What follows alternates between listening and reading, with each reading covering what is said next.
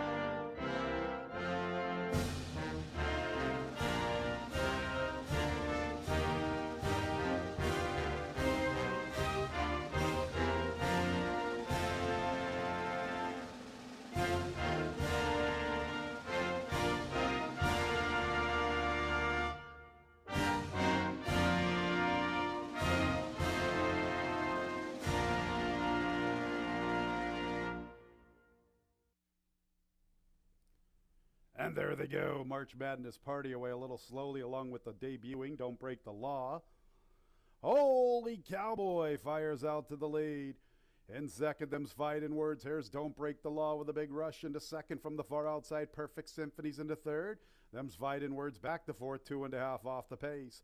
About 2 lengths to March Madness party, more than 4 lengths, Mr. Whirlybird and Mercedes Joe. Holy Cowboy almost a length to Don't Break the Law. Perfect Symphony 3 off the lead heading into the turn.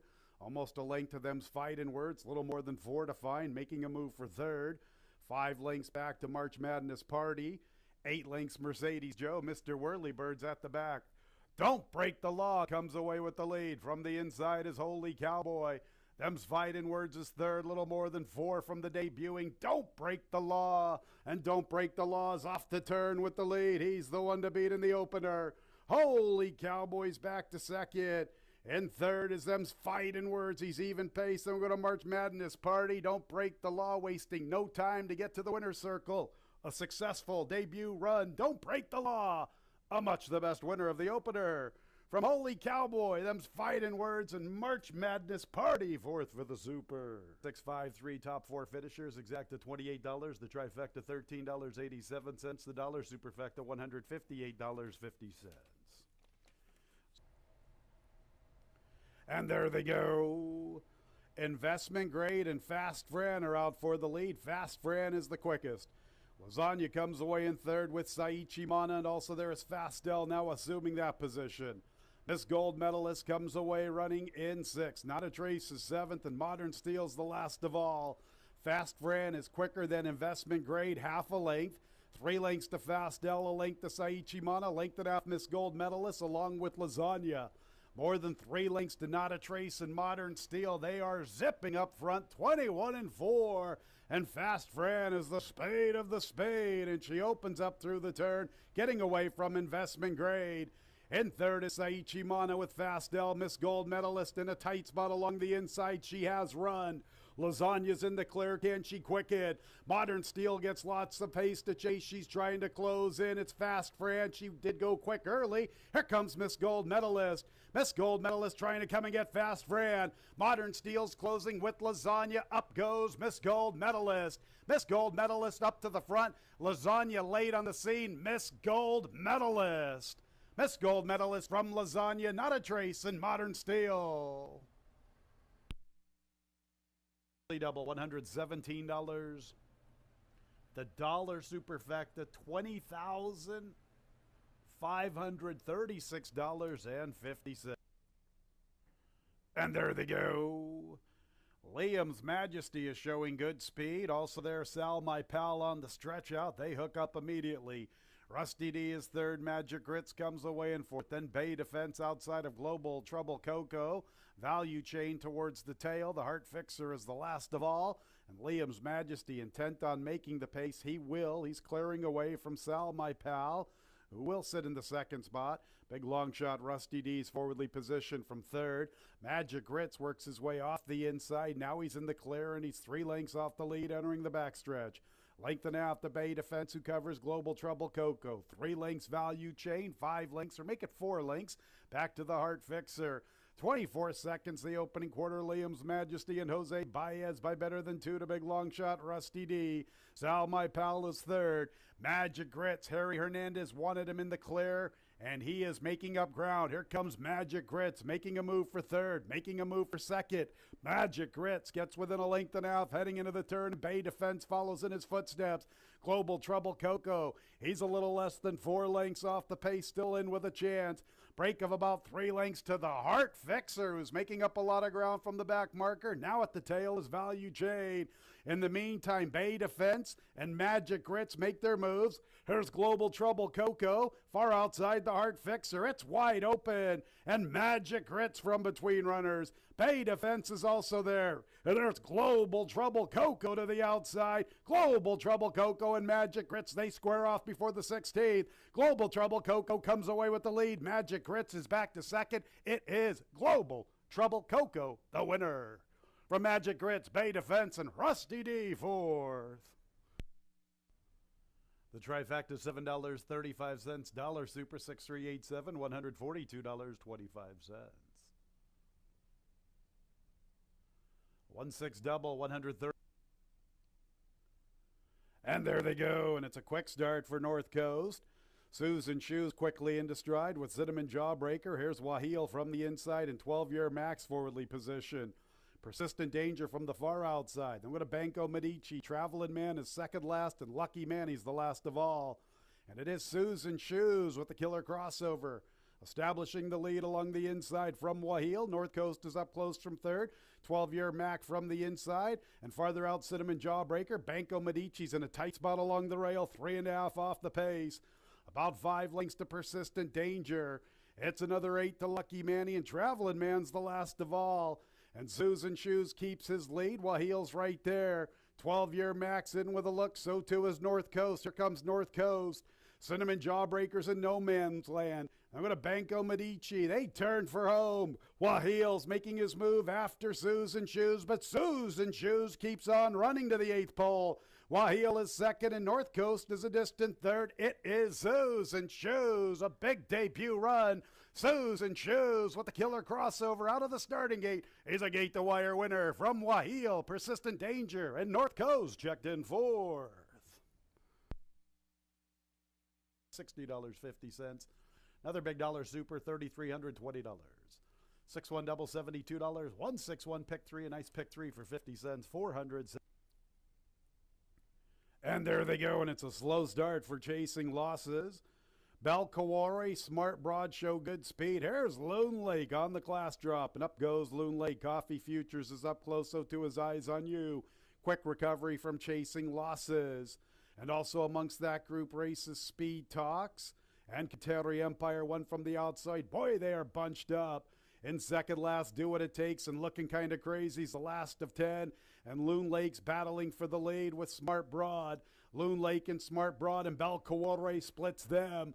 2.5 to Coffee Futures. I'm going to Speed Talks. To the far outside is Eyes on You. She's trying to gather momentum, some pace to chase. A little deep, but she has a look. And also trying to close in, Do What It Takes with a very wide run. In the meantime, Smart Broad has put away Loon Lake. Smart Broad's the leader near the 8th pole. Eyes on You comes a calling with Coffee Futures. Belkawari gives way just a bit. It's Smart Broad with the lead near the 16th, about 3 lengths from Coffee Futures. And with Eyes on You, Do What It Takes. Kateri Empire from the inside, Looking Kind of Crazy from the outside. Smart Broad, no doubt about it, winner from Coffee Futures. And it gets back to 1-3-5-6, $2,343.50. 1-1 double, $113.50. 6-1-1 pick 3, $72.70. And there they go. I Ain't Afraid No Ghost is showing pace. Also there is Game Theory, Passion, and Central Capital's forwardly positioned. And behind them is Quiet Horizon in the 5th spot. Then Lady Midas, Melissa Smile, and Azagar is the last of all. I Ain't Afraid No Ghost. I Ain't Afraid of No Ghost on the lead from Game Theory and Central Capitals pressing 3 deep. Passions in the 4th spot.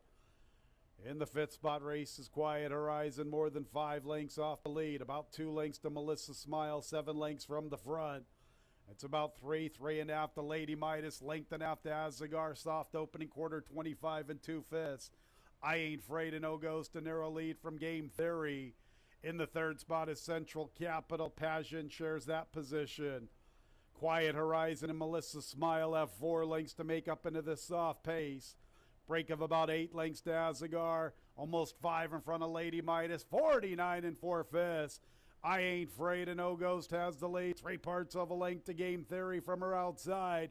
Game Theory's coming under a drive. The advantage is with the big favorite. She gets away.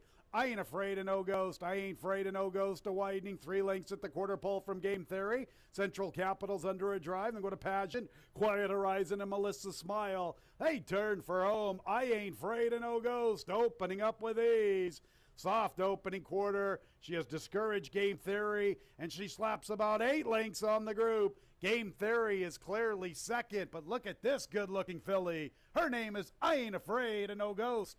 I Ain't Afraid of No Ghost, clearly superior. From Game Theory, Melissa Smile, and Quiet Horizon 4th. Dollar Super, $35. 1-4 double, $10.40. 1-1-4 pick 3, $31.25. And there they go. Queen Tigua shows good pace. Tootsie Song quickly away. Here's Mission Cat also flashing plenty of zip as Kali Magic the favorites towards the tail. So on the front end, Tootsie Song for Mission Cat. Nearly 4 lengths to Betty Smile. Also there is her stablemate Violentium and Queen Tigua 3 deep. They have 2.5 lengths on Becky's Mission, who races with Miss Circular Gal. Another length and a half to the favorite Kali Magic. Along the inside races Iova, and Purple Melinda's the last of all. And on the front end, Tootsie Song. She has 2.5 lengths from Mission Cat. It's about 3.5 lengths to Violentium, who's trying to close in. And there's Kali Magic beginning her move outside of Becky's Mission. Miss Circular Gal from between runners. Tootsie Song's the one to step up and come and get. Kali Magic has a good-looking stride, and she looms the threat. And just like that, she's ready to assume the top spot. Kali Magic with a rush up to the front, and she opens up before the 8th pole. Now the far outside is Becky's Mission, really hitting her stride, but the damage is done, and it belongs with the favorite Kali Magic. Kali Magic with that blitz near the quarter pole wins pretty comfortably from Becky's Mission. Good-looking runner-up effort.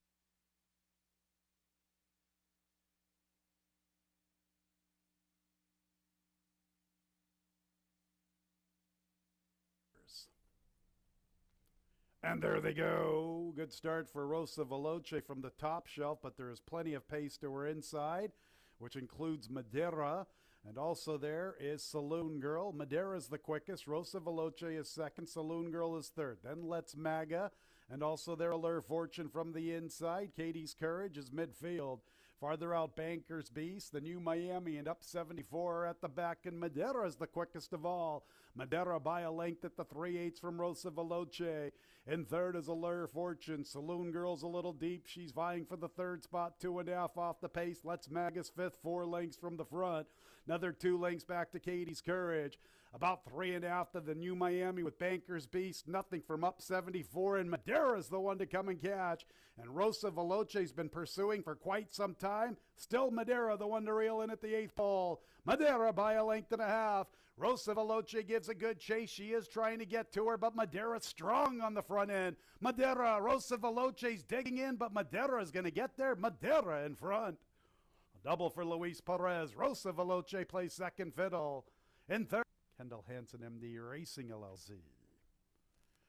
All right, it's official. 3928, the double 6-3, $47.60 for.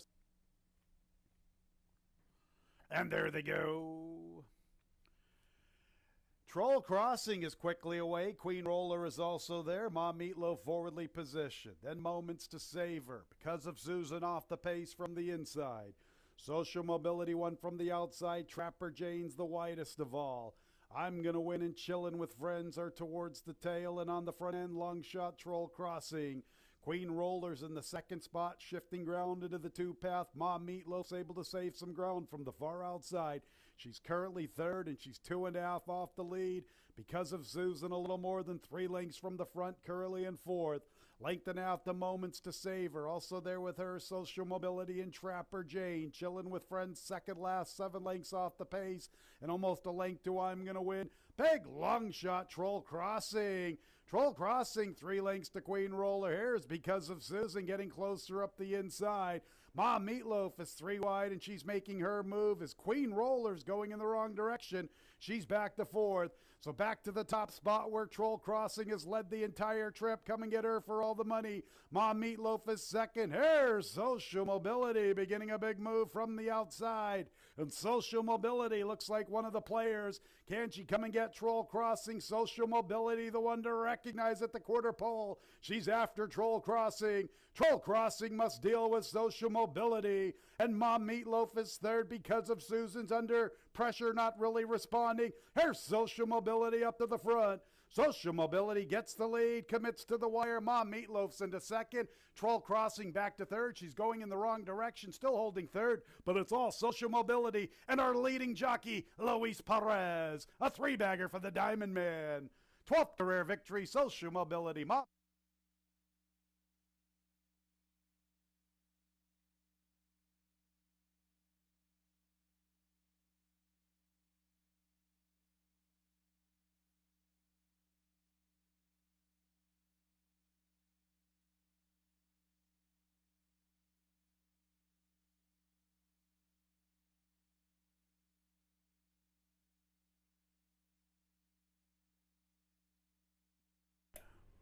Pleasant good morning, ladies and gentlemen. Welcome to Finger Lakes Gaming and Racetrack.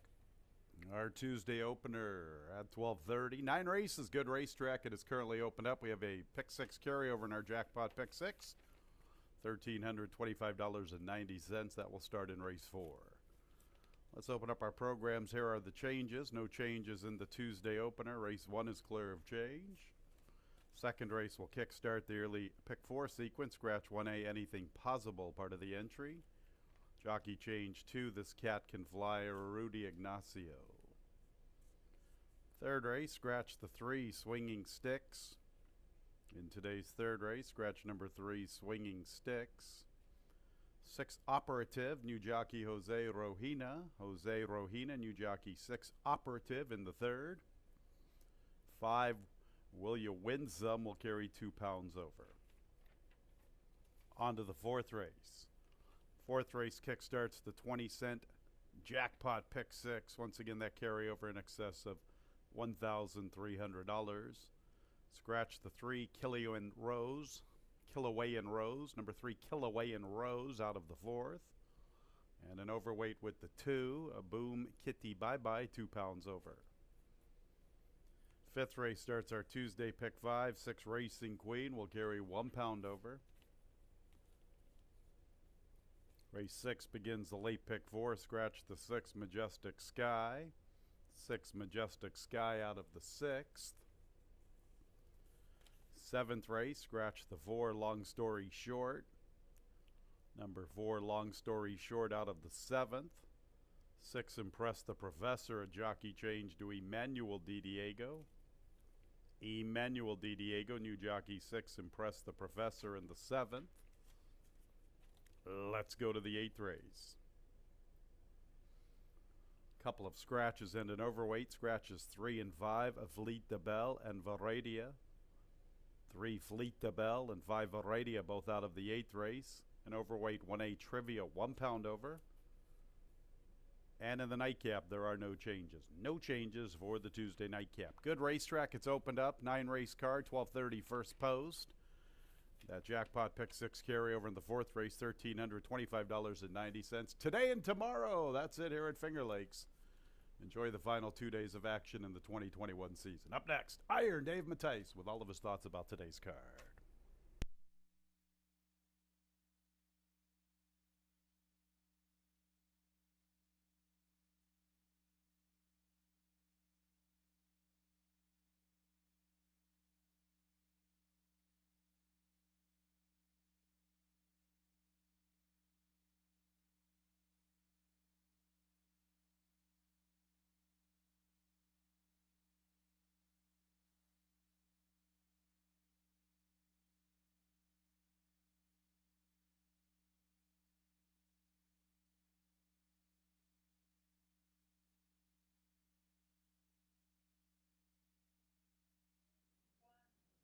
Okay, I'm Dave Tice back again. A little technical problem there.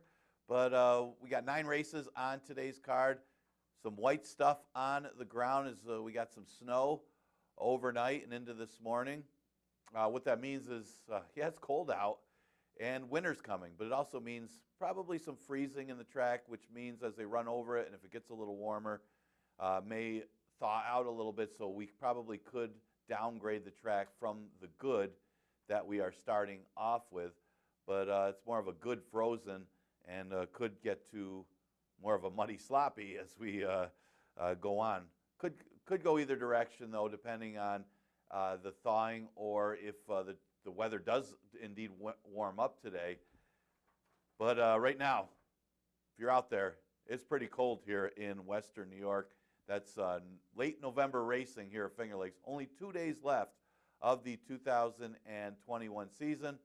Got to today, and then tomorrow will be closing day, 12:30 first post for the closing day card.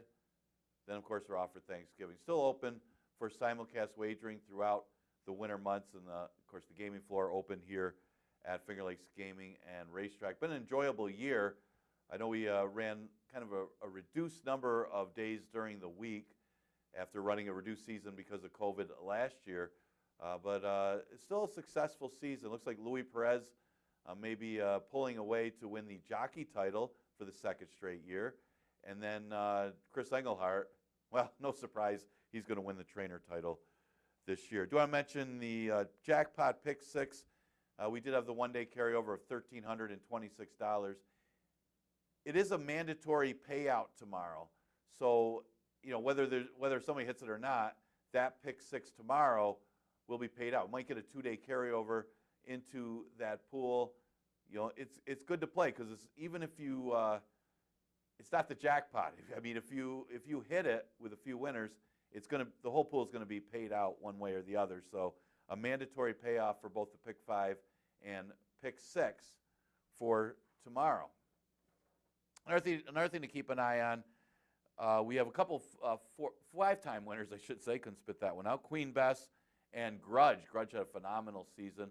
But we're going to keep an eye on a couple horses for Michael S. Ferraro. You got Our Caravan. Well, that was a win machine.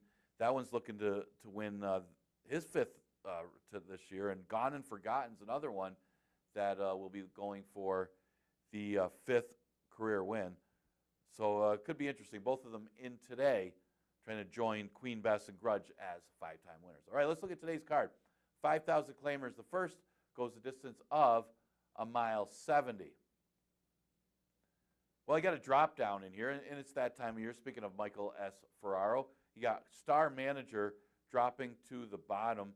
Did finish off the board at the 11 and 9 level, so obviously no real standout here. But I think the drop in class might be good enough to get this horse to the winner's circle. She wasn't in the toughest of groups at the 11 and 9 level the last 3. But then you look at this race, her numbers are good enough to win here, and it is Michael S. Ferraro time of year. He's Mr. November. The 2, Miss Ross, interesting race because there isn't a lot of speed in here.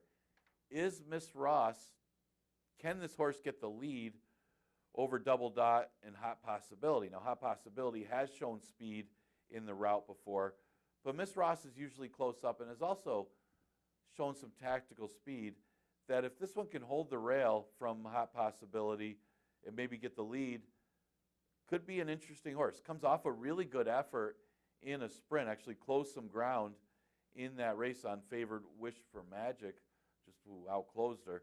But she's an interesting one. If this frozen track does favor speed, Miss Ross could be the one to get the lead. I'm going to go with Tijuana Flair for 3rd. Well, she did wake up in a big way, but she didn't beat anything in that race. I mean, it was a 5-horse field, wasn't much in there. So how good is she? I mean, her breeding says she should be a pretty good one.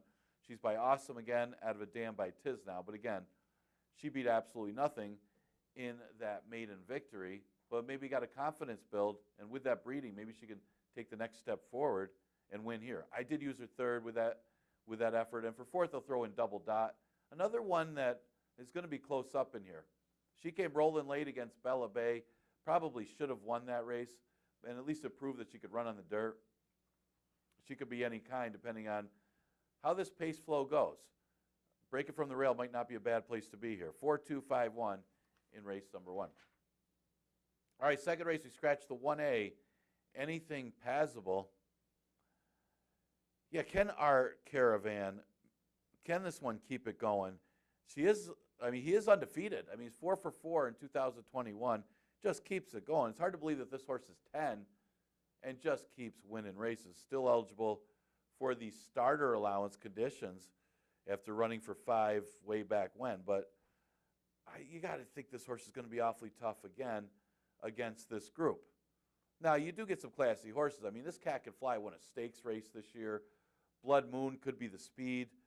You got Kingfish, who's sharp right now, and Bellagio, if you throw out the last race, plays too. So no cinch in here, but our Caravan looks to make it, and it would be impressive, would be the only horse to be a perfect 5 for 5 in 2021 if he's successful in this race. I mean, you look at the overall record for our Caravan, this would be the 27th career win. He's going for it, and he's got a good shot to do so. All right, this Cat Can Fly. I mean, like Bellagio, what happened last race? I mean, this horse just didn't fire at all, was off slow, was wide. Maybe we just draw a line through the last race of this Cat Can Fly because the previous races are pretty good, including the stakes win.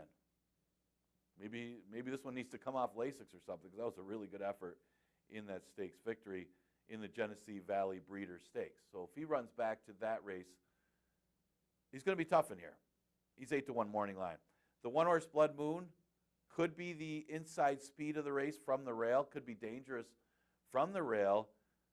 And you got Ray Gutierrez, the Ray Gutierrez, aboard Blood Moon for Louis Gutierrez, for Lugo. So father, son, I'm sure Ray would really love to win one for his father here. And Blood Moon has a real shot as the inside speed of the race. I'm going to use him third. And what about Bellagio? 15-1 morning line. I guess the scary thing is Harry Hernandez gets off this one to ride the sharp Kingfish. Kingfish looking for 4 in a row, but does face a tough group here. Bellagio, if you draw a line through the last race, this horse could win in this race. So yeah, that's the problem. Can we draw a line through the last race and write it up as a clunker? I don't know, because Bellagio, if you go back a race, he's the winner of this one. So, well, I mean, he's at least second against our Caravan. If our Caravan runs his race, he's probably going to win. But, you know what? I'm going to use Bellagio for fourth. 7-2-1-5 in this race. We don't have the, by the way, we don't have the dinner this year. It'll be the beginning of next year, so see if they vote for Horse of the Year for that one. Kind of the horses that I mentioned, because we didn't have a multiple stakes win. So all those horses are probably going to be up for it. And then you can't forget the very promising filly Nightcap, who had a good early season. All right, third race, we scratched the 3, Swinging Sticks. Now you got the couple drop downs in here. On the inside, you got the Big Gray dropping from an allowance race, and you also have Interstate. So those are going to be my top 2 selections because of the drop in class going to a claimer after running against allowance horses. The Big Gray just hasn't had any racing luck. I mean, he was a beaten favorite last time and a well-beaten favorite in that race, but the speed really didn't come back. A bump in the road. Looked like there was going to be a lot of pace in there. I think that's why this horse got so much play. But it didn't turn out that way. Sometimes that happens. The bump in the road was the one who ended up getting the lead and ended up getting some sensible fractions. They didn't go as fast as you thought that they would. They didn't get much pressure up front, and Doc Advantage was able to sit right off of along and ran better because it was the second time going long, and the pace didn't really back up. You see, a bump in the road still hung around to be second. So the deep closers really weren't able to make a move. Well, it gets them a little bit of class relief. And keep in mind, this horse has had excuses almost every time, getting caught behind horses. And since the maiden victory, he hasn't had any racing luck against those allowance horses. So drops to 11-9. If he does get some racing luck here, he's going to beat these. Now, it doesn't seem to be a ton of early speed with the reduced 6-horse field. Interstate, might get first run on the Big Gray, and that could be the difference, that this one might be able to finish ahead of that rival. Comes out of the same race and finished right behind the Big Gray. The Big Gray passed him. See if he can pass him here. But he's the other one that's dropping in class. So, they were 6th and 7th in that race. They could run 1 and 2 in this one. I'll use the 6 Operative for third. Did run an allowance race a few back, but comes off a second-place finish behind Cox's Ledge, who's a good one. So that was a tough race for the 11 to 9 level. Of course, so is this one because you got the drop-downs. So hard to not use this one in the top 3. I got him third. And I'll throw in Gray Invasion for fourth, keeping with the Grays. I mean, you got the Big Gray and Gray Invasion. I got him first and fourth in the third. So it certainly plays off a decent effort last time. Got caught up in the pace. As mentioned, not a ton of early speed in this race. If you just look it over, maybe this horse has a chance to make the lead over Operative, or will you win some? But not a lot of good speed. They may end up going 49 or slower to the half. All right, fourth race, we start the jackpot pick 6. There's a little over 1,300 in there. Not a lot to go into the race, but seeing the pool build up a little bit. Again, mandatory payout tomorrow. It'd be really nice if the jackpot isn't hit today. We'll get a little bit of money in that pool. Scratch the 3, Killian Rose. Tough race. I mean, I don't love this horse, but did run good in her debut. I say I don't love the horse because they did go 114 in that race, and she should have won with that pace. It did seem like she battled a little bit early as she was drawn away from Midnight Mindset. We'll see if Midnight Mindset might try to keep up with her again. It seemed like Midnight Mindset was with her early and just kind of fell away from My Maggie during the race. Just couldn't keep up with that horse. So the question is, can anybody run early with My Maggie? It's not like she ran that fast in that race. Maybe the horse coming off the turf, Winnipeg Wonder, may flash some speed in this race. Other than that, she's already proven that she's faster than Midnight Mindset, so she might prove tough to catch and may run better second time out. As You Were ran big last time to run second, going 5.5, goes 6 furlongs again today. She came out of that race, and maybe she improved off of the effort because she finished behind My Maggie, so she looks to turn the tables, but does have a race in between. And she did have kind of a slow start, as it says, hopped at the start in that race, going 6 furlongs. So she'll get another crack at My Maggie and others, and I got her second. Maybe with a better start, she could sit off of that rival and chase her down. Count on Friends. I don't know if she's going to get the pace here. Maybe if Midnight Mindset or Winnipeg Wonder put the pressure on My Maggie, has trouble clearing, Count on Friends could put in a late run. I don't think she deserves to be 10 to 1 in here off of a couple of good efforts, a couple of top 3 finishes the last 2. I mean, she was a few lengths behind My Maggie in that race, but, it depends on pace flow if she can close ground in here. I got her making the top 3, and for fourth, I'll throw in Midnight Mindset. This one has been bet every time, and I liked the horse a little bit last time, but, didn't really know how fast My Maggie was. She turned out to be, so might be up against it again. She's getting tired of chasing these horses. Looks like she's trying to get the lead, but ended up chasing. I don't know if she can make the lead here, as My Maggie proved she was quicker last time, but I still got her in the numbers. It's a good-looking horse, and looks like she's got a little talent. It's just she needs a positive race flow. All right, fifth race, a maiden event for 2-year-old fillies, going 5.5 furlongs, and this is a wide-open race, and you got 12 horses. Love to see this. 12 horses here at the end of the year of 2-year-old fillies with no real standout. What a great race to play on. And, we're starting off at pick 5 with this race. I say that because you don't have a lot of experience. I mean, Princess of Paradise has the most starts. A Wish for Truth, Trish could improve off of the race. I'm going to take a stab on a first-time starter. That's how much I think this race is wide open, because I don't love anybody in here. I'm going to go with the 1 horse for Carl Grusmark, who's got 2 of them. And I mean, the other one looks tough too if you could draw a line through the race over the track. But Insufficient Notice costs $47,000 as a yearling. Is out of an unraced dam. It's the first full of that unraced dam, But that dam is a half to Midnight Lucky, who is a multiple Grade 1 winner. So there's a lot to like. And I think the works are pretty good leading up to this race. And keep in mind, that's good breeding. And she is a Kentucky bred running against a lot of these New York breds. Not hating on New York breds. Obviously, I love New York breds. But this one does have the rail, might have some talent. I would keep an eye on the board, but she's certainly bred to beat these 2-year-old New York breds. I think anyway.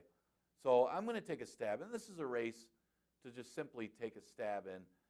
Could add some value here. I mean, the favorite is going to be Silent Invasion, and this one is pretty good.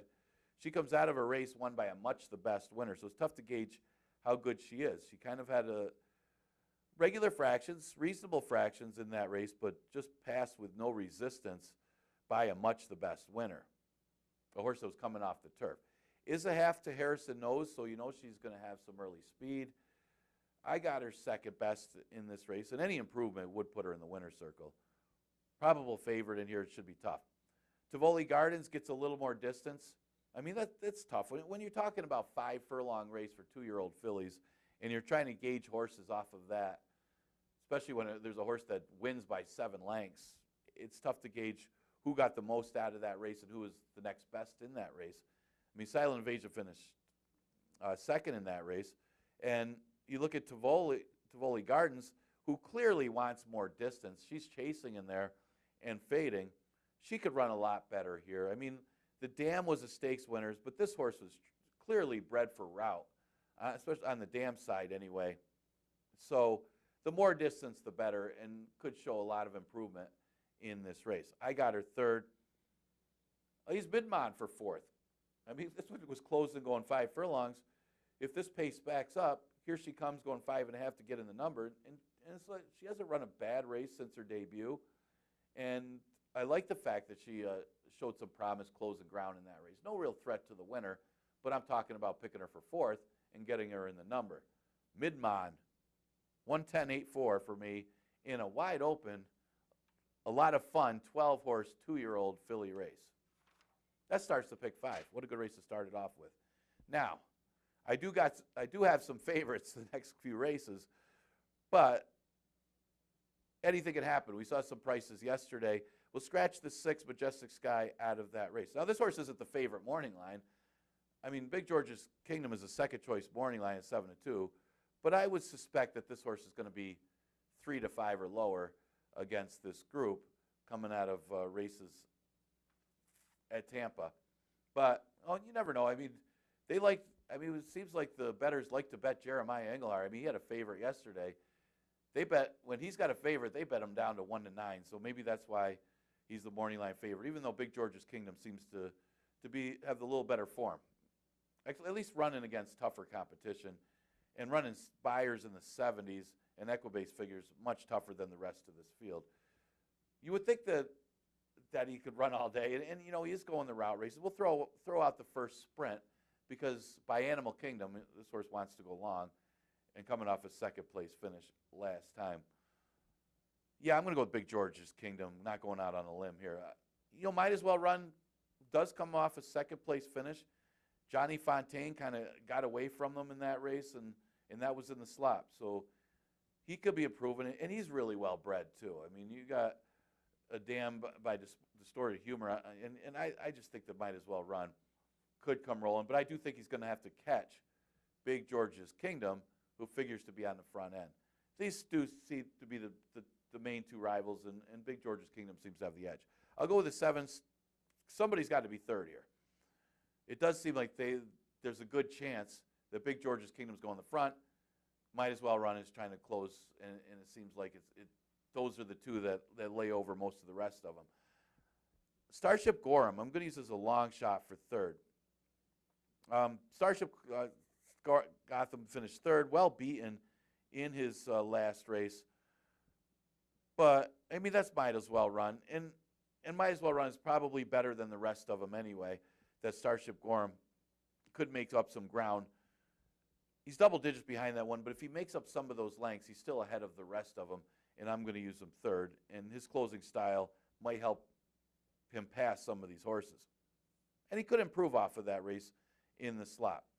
For fourth, an interesting one and a tricky read is Ach du Lieber.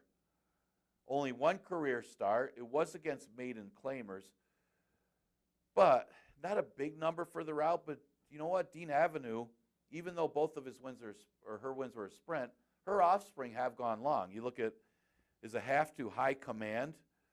All 7 wins are in routes, and High Command runs earlier today, at least listed to run in the second race.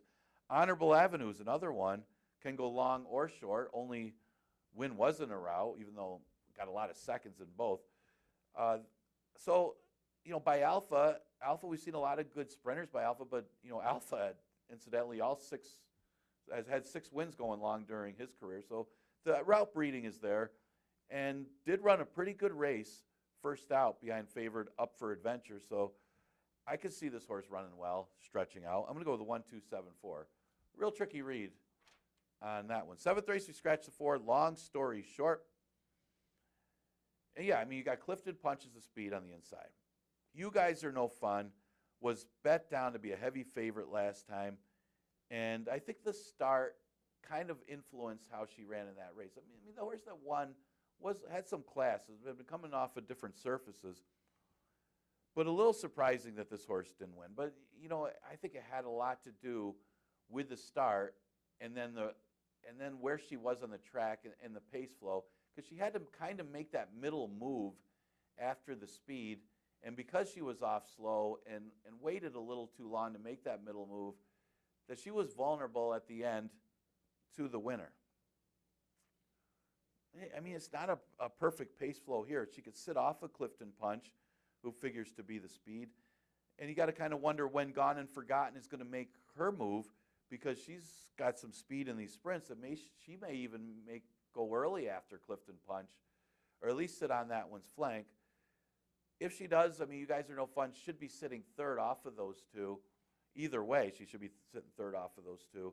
And when she makes her move, maybe she can bounce back and run as big as she did in her previous starts at Finger Lakes. But a little concerning that she did get beat her last race, but I do think it had a lot to do with kind of a slow start and where she was on the track. I mean, she was way back early before she made that middle move. Always a tough move here at Finger Lakes. Better start, should be tough. Gone and Forgotten. I guess the question for Gone and Forgotten, I mean, this horse is sharp right now. Again, mentioned, looks to be the 3rd or 4th, 5th-time winner of the season, depending on what our caravan does. The question is going to be the distance. I mean, she is a bust in stones. Little Rocket was a good one here, but it's not strong route breeding. But you got a really good stretch-out trainer in Michael S. Ferraro that if somebody is going to pull off the upset, so You Guys Are No Fun, it's this one. It's not much of an upset. I mean, there's 6-5 and 9-5 morning line, not going out on a limb. She's a Lumberjane, going to have passed some of the speed for third, as a lot of them might get tired while the other ones pass them. Clifton Punch, can she hang in there as the inside speed against some real tough ones outside of her? Maybe hangs on for a share. She's going good. I mean, Bruce Anderson does well this time of year. Scratch the 3, Fleet of Bell, and the 5, Veradia. Going to have to hurry up these last 2. But I don't have to say much about Queen Aurelia.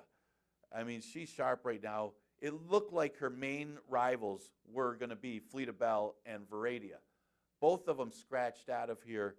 That makes her a real standout. She was anyway, coming from the Lifetime, moving into the state-bred condition with numbers that are far better than the rest of this field. I mean, this horse has been real sharp. She's the speed of the race. I don't think they're going to catch her if she runs her race. I got her on top. Sweet Child's a trivia. 2 for the price of 1 for the Breed Barn. Maybe if somebody does catch her, if she does falter late, it's one of these 2. They're both going good, but they don't have the numbers on paper to beat Queen Aurelia, so they got to hope that one kind of takes a step back in this race. But I got him second. Mind of Gold comes out of the Gone and Forgotten race and ran against Queen Aurelia, was beaten 7 lengths in the slop to that one. Might be looking at an off track again against Queen Aurelia. So hard to believe that she's going to make up those lengths, but she could run in the top 3. And I'll throw in, of the last 2, Pendolino for the Raylu and Lugu combination. All right, last race, 5,000 claimer going to mile 70. Really tough for a 4 lifetime, because if you look at the race, and it's this time of year this happens, 9 rivals, 4 of them are 2-time winners. So I'm looking at a couple horses coming out of the same race. Just Got Hitch and No Lime. Just Got Hitch gets second a lot, but I do think he comes out of the better race, won by Lookout Lambo. Same thing with No Lime. No Lime comes out of that Just Got Hitched race with Lookout Lambo. Lookout Lambo would win this race by multiple lengths, so that's why I'm looking at that race as my key. I'll use Duck Pond Road for third. He's a 3-time winner against a few 2-time winners in here, and then I'll throw in Casper Joe, who will probably be the favorite in here, but before you get carried away playing this horse, he did go 52 and 116 in that race, so it's a good favorite to take a shot against. But one negative would be if you're taking a shot against, he does like an off track. Should be tough if he gets slow fractions again, like he did last time. Same type of race anyway. Enjoy today's card. We are winding it down for the end of the season. Tomorrow is closing day, 12:30 first post for the closing day card. I'll see you then.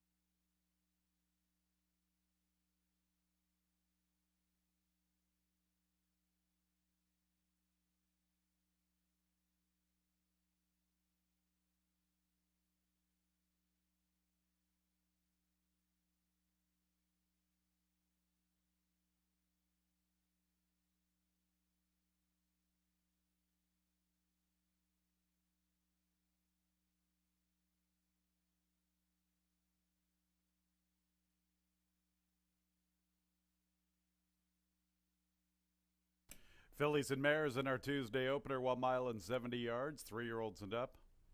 Now winners of 2 races, $5,000 claimers. No changes here. They are number 1, Double Dot, Andre Worry. Second choice at 5-2. Next will be the 2, Miss Ross with Joel Cruz. Next will be number 3, Hot Possibility, Rudy Ignacio. Number 4 is Star Manager. She is the big favorite, 4-5 with Harry Hernandez.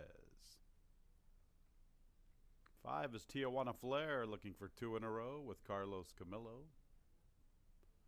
And the 6 is Alexacrat with Oscar Gomez.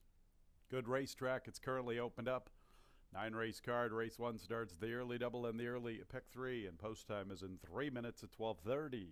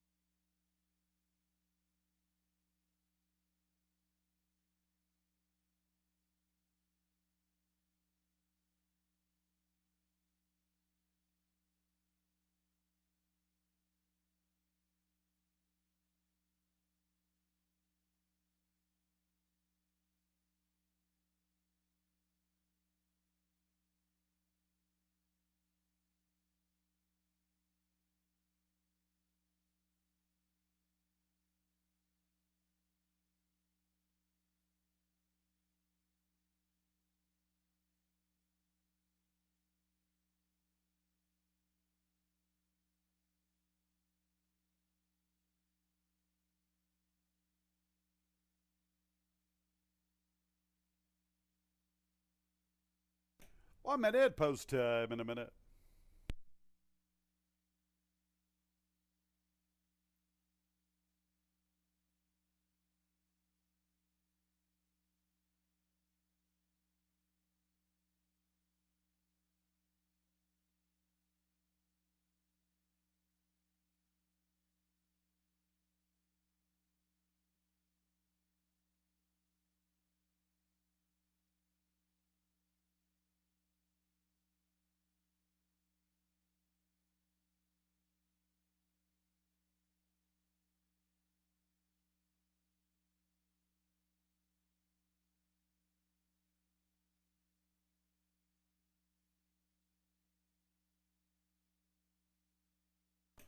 It's post time for the Tuesday opener. Big favorite 4-Star Manager, 3-4.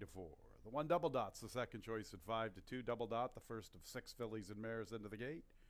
There's Miss Ross. Next will be Big Long Shot, Hot Possibility. The favorite Star Manager.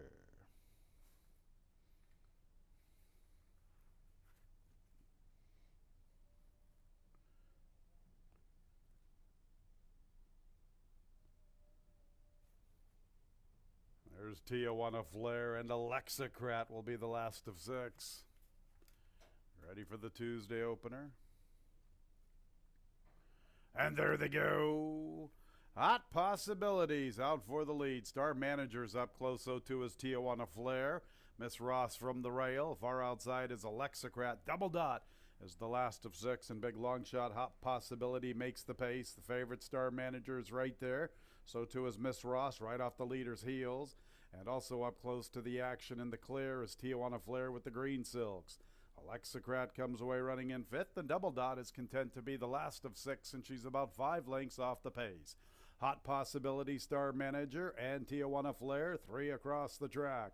It's a break of 2.5 lengths to Miss Ross, flanked by Alexacrat. Double Dot tries to get involved with the wide run. 3 by 3 up the backstretch, 24 2/5. Star Manager and Tijuana Flair pick up the running. Hot Possibilities back to third. Miss Ross, Double Dot, and Alexacrat are joining her, and it's a very compact group. About 2.5 lengths covers the 6-pack. 49 1/5. Star Manager, Tijuana Flair, 1-2 heading into the turn. Double Dot is third. Then Alexacrat, Miss Ross, and Hot Possibilities at the back. And Star Manager has her head in front midway through the turn. Tijuana Flair stays with her. Double Dot is third, 2.5 to find at the quarter pole. Miss Ross vying for fourth with Alexacrat, and Hot Possibility, who led earlier, is now the trailer, and they turn for home. And Tijuana Flair is trying to get the lead from Star Manager, and they're hooked up in a big-time battle at the 3/16. Star Manager and Tijuana Flair side by side. What a race to start the Tuesday card. Tijuana Flair has her nose in front. Now she's edging clear. Tijuana Flair, Star Manager right back at her. Tijuana Flair, Tijuana Flair. Tijuana Flair in the opener. Give her 2 in a row. Star Manager second, then Double Dot and Alexacrat.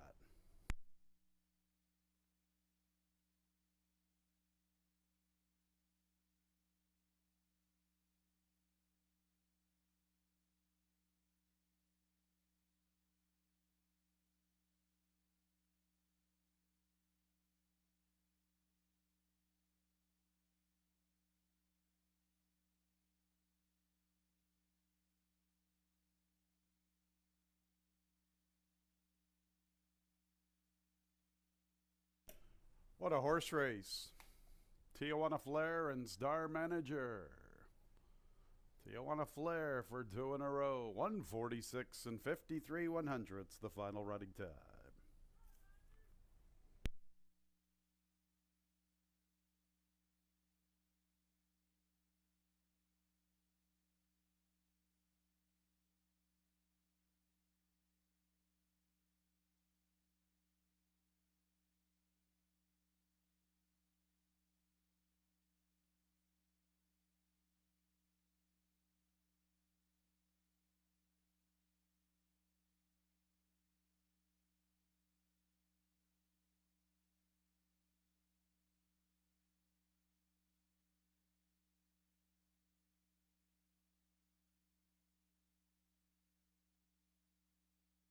Five, Tijuana Flair first.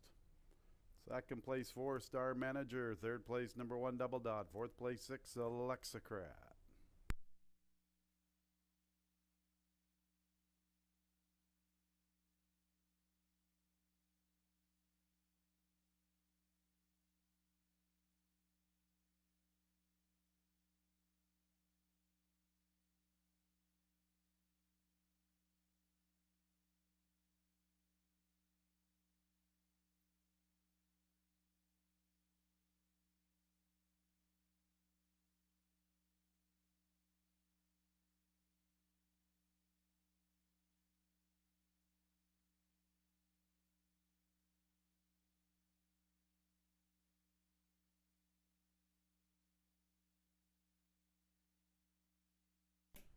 Tijuana Flair, give her 2 in a row. She makes her way into the winner's circle. She's a 3-year-old bay filly by Awesome Again out of the Tis Now mare, Bear's Measure.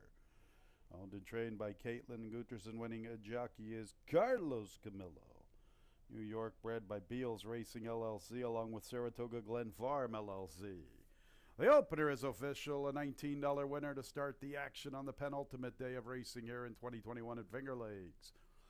5-4-1-6, the top 4 finishers, that exact to $47, the trifecta $18, the dollar superfecta $214 even. Second race will start the early pick 4, scratch 1A, anything possible. 2, This Cat Can Fly, make the jockey Rudy Ignacio. Second race up next.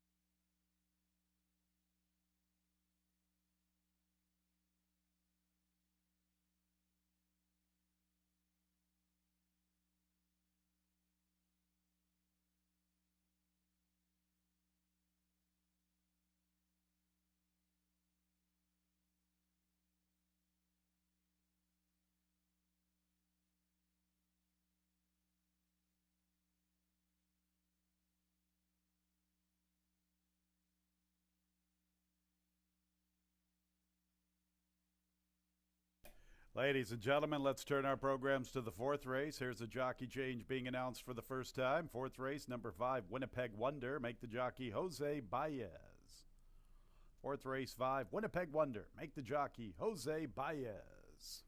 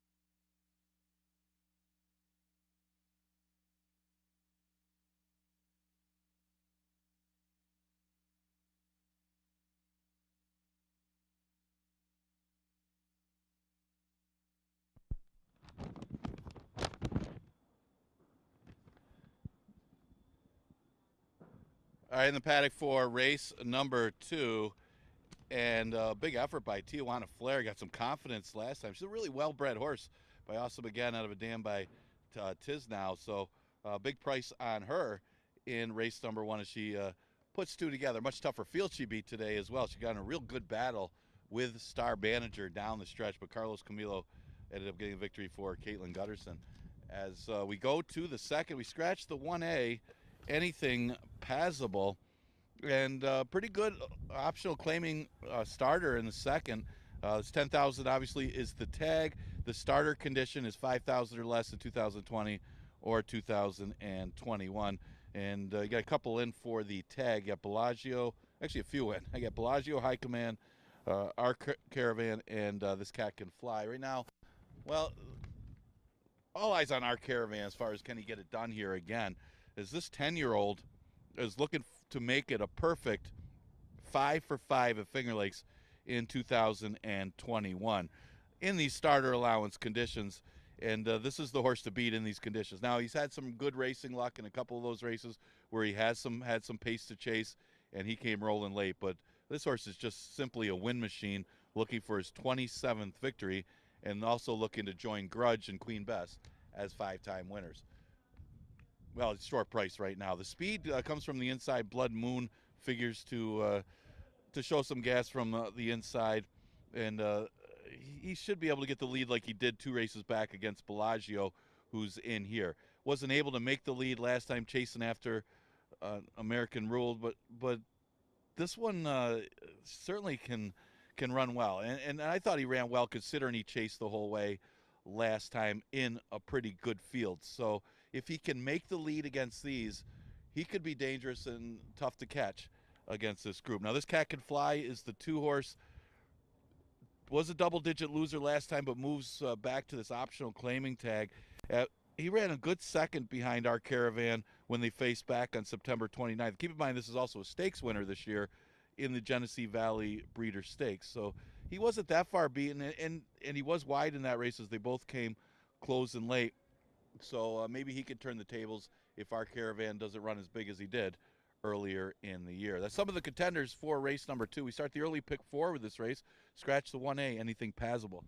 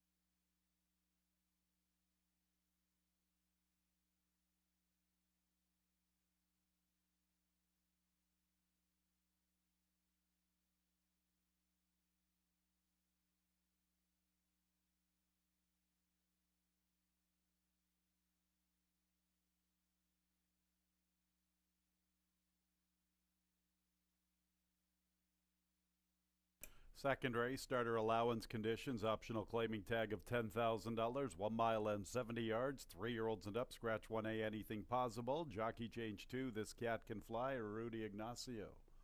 Here's the field 1, Blood Moon, Raylu Gutierrez. The 2, This Cat Can Fly, Rudy Ignacio picks up the mount.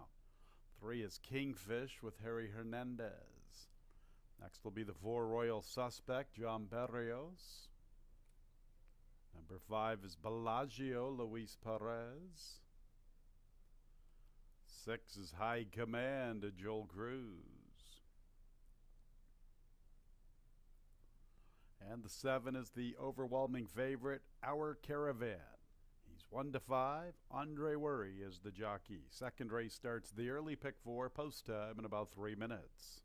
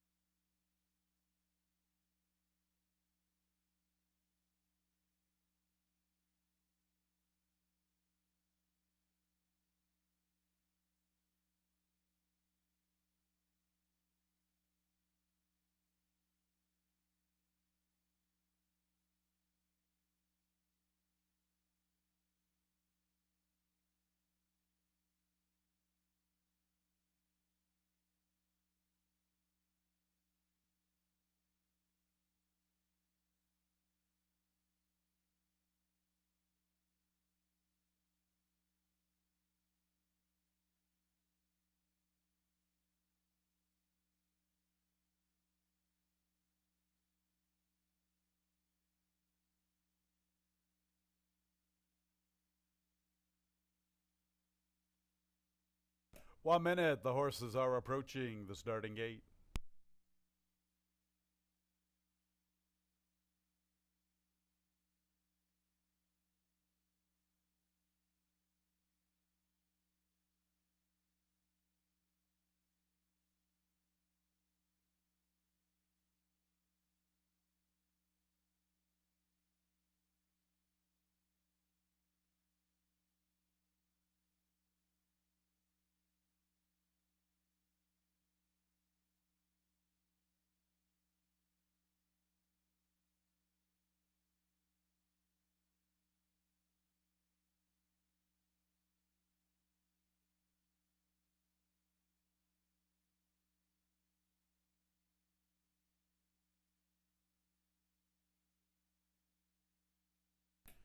It's post time for the second race. Our Caravan, the big favorite at 1-2. He's the first one into the starting gate.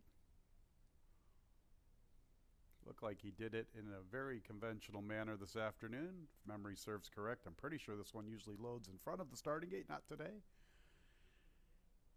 He went in like an old grizzled veteran. 3-5, big favorite. Stablemate to Bellagio, both conditioned by Michael S. Ferraro. Loading pretty quickly. Here is Bellagio, and then High Command will be the last one in.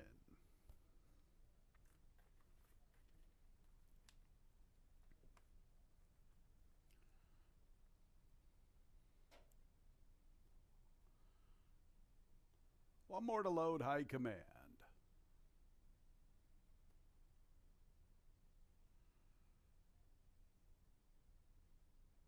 Ready for the start of the early pick four.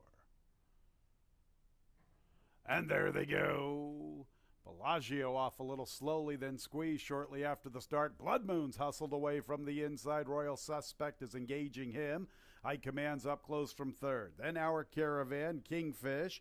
This Cat Can Fly from the inside, and Bellagio is the last of all. And Royal Suspect is crossing over to make the pace. In second, Blood Moon, who concedes the lead and wants to switch into the two-path. Our Caravan gets to the rail, and he's 3 lengths off the pace, more than a length and a quarter in front of High Command. It's another length and a half to Kingfish, who races with This Cat Can Fly. About 6 lengths to Bellagio, who's the last of all, and it's a 24-1 opening quarter. Royal Suspect and John Barrios, 2.5 for 3 lengths to Blood Moon. Another length and a half to Our Caravan. It's a length to High Command, who's in the 4th spot.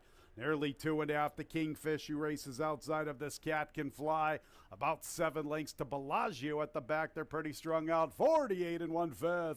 Royal Suspect, he's 60-1, and he leads heading into the turn by 6 lengths from Blood Moon and Our Caravan, and they are closing in, especially Our Caravan. This old-timer just loves to win races. High Command is 4th. Then go to Kingfish, This Cat Can Fly, and Bellagio. Royal Suspect with the lead, but he's on borrowed time because here comes Our Caravan to the outside. Our Caravan looking for his 27th career victory. He is making his move. Still Royal Suspect with something left. Our Caravan being tested this afternoon. In third race is Kingfish. Our Caravan, old man strength. He just loves to win races. Give him a high five. And his 27th overall. What an effort from the long shot Royal Suspect. I'm going to Kingfish and High Command.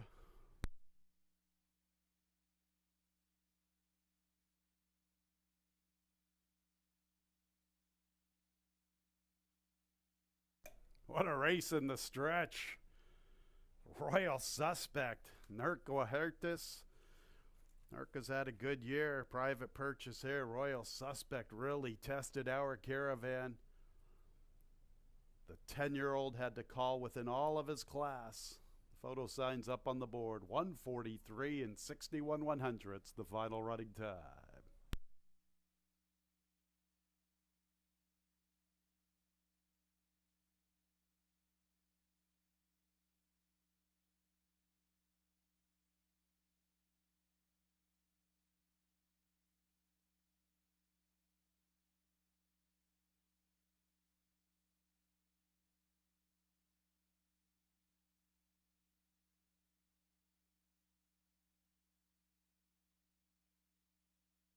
Results of the photo.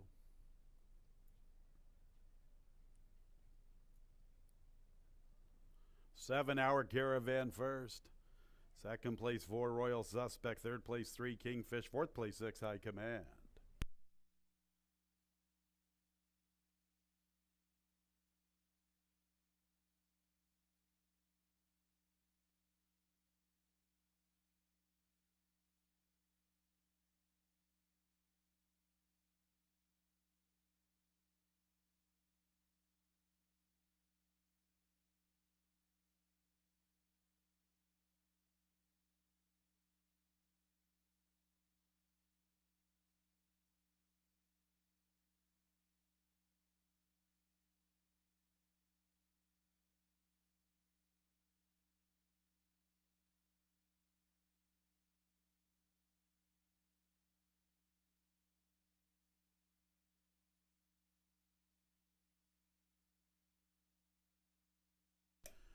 Second race is official, and here he is, number 7, Our Caravan. 5 in a row, 6 out of 7, his 27th career score.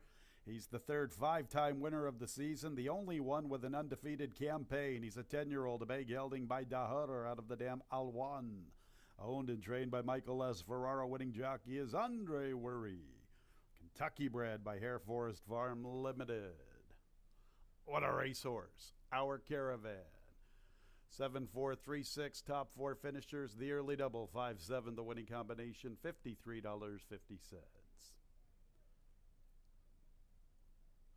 7-4 exacta, $89. 7-4-3 trifecta, $122. The dollar superfecta, 7-4-3-6, $931 even. Third race, scratch number 3, swinging sticks. 5, will you win some? 2 pounds over. 6, operative, a jockey change to Jose Rohina.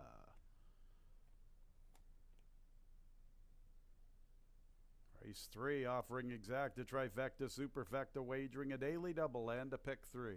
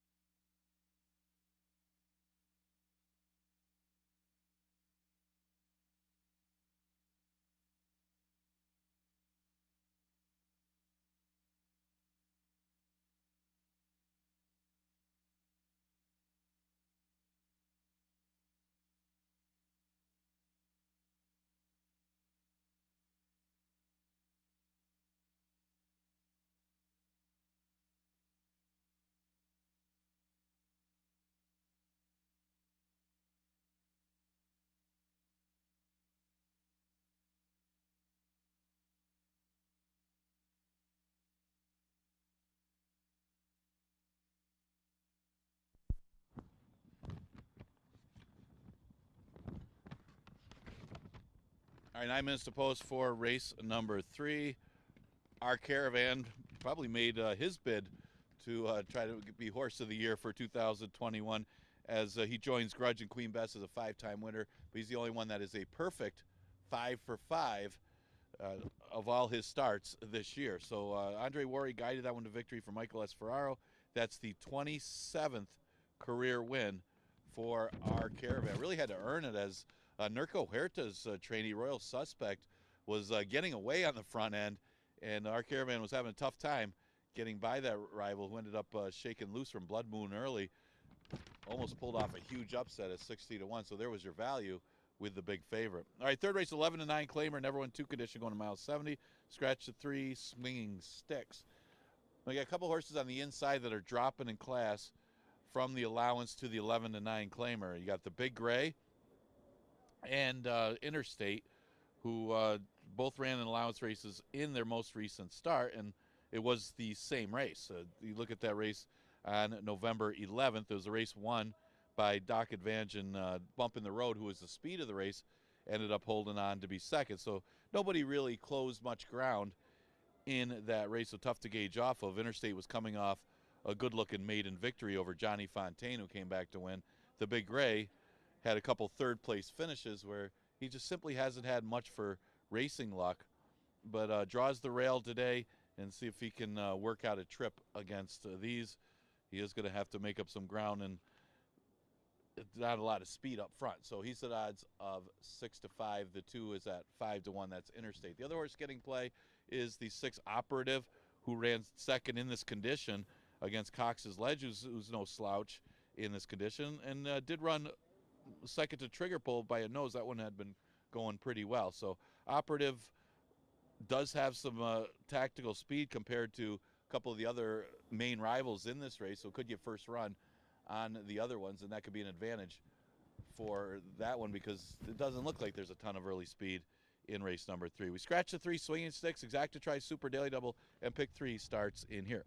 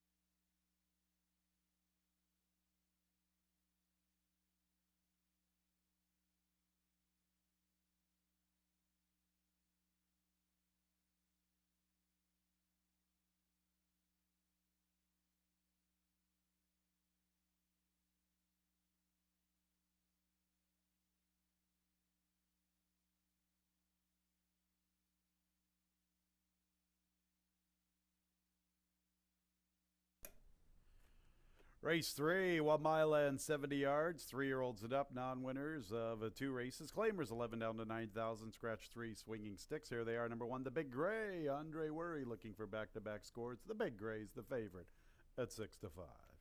2 is Interstate with Rudy Ignacio. Michael S. Ferraro looking for back-to-back training scores. Once again, scratch 3 swinging sticks. 4 is Curlin's Night with Luis Perez. 5, Will You Win Some? Christian Navarro, a couple of pounds over. 6, Operative, a jockey change to Jose Rojina. Jose Rojina, new jockey 6, Operative. And the 7 is Gray Invasion with Harry Hernandez. Field of 6, our third race in 3 minutes at 1:24.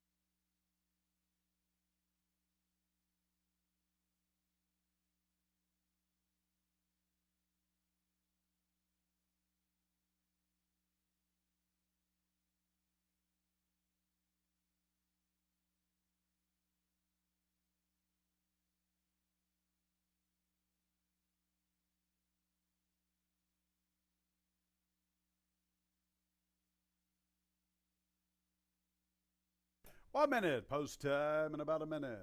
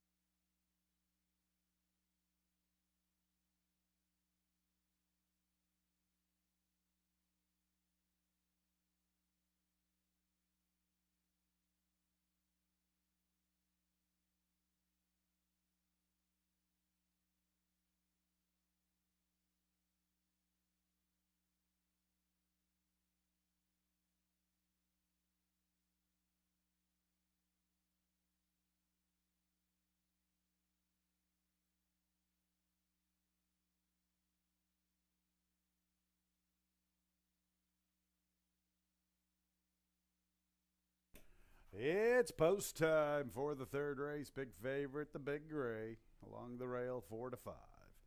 6 Operative, second choice, 3-1. 2 Interstate, third choice, 4-1. 7 Gray Invasion, the fourth selection at 5-1. Field of 6 at the starting gate. The Big Gray is in.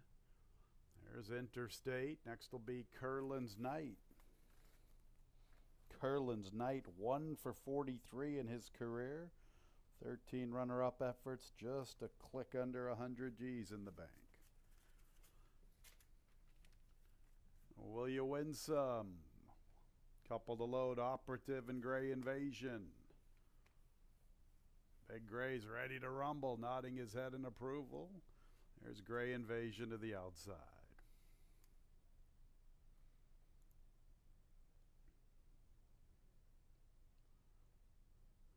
They're at the post. And there they go. From the outside, Gray Invasion is sent to the lead. Will You Win Some's up close with Curlin's Knight. Interstate and Operative vie for fourth. The Big Gray, a late runner, is the early trailer. Gray Invasion from the outside, looking to cross over and make the pace. Mission accomplished from Curlin's Knight. Will You Win Some is third. Interstate still vying for fourth with Operative. And the Big Gray is about 6 lengths behind Gray Invasion. Gray Invasion, 24 2/5, making the pace to the backstretch from the outside. Still hasn't able to cross over. Where is he? Looks like he's 3 deep near the 5/8. From between runners is Will You Win Some, and Curlin's Knight holds his spot from the rail. Break of more than 3 lengths to Operative, who races with Interstate.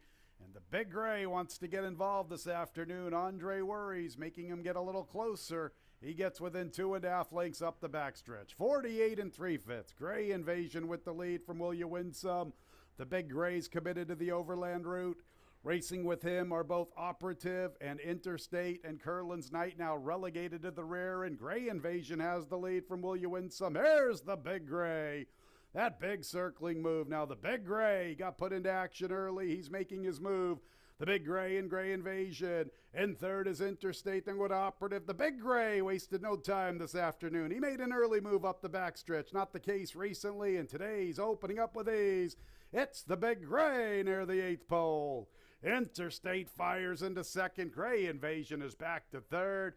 Here is the Big Gray, a dominating winner this afternoon. Nice ride by Andre Worry. Give the Wolverine back-to-back scores. Interstate second, and Gray Invasion and Operative.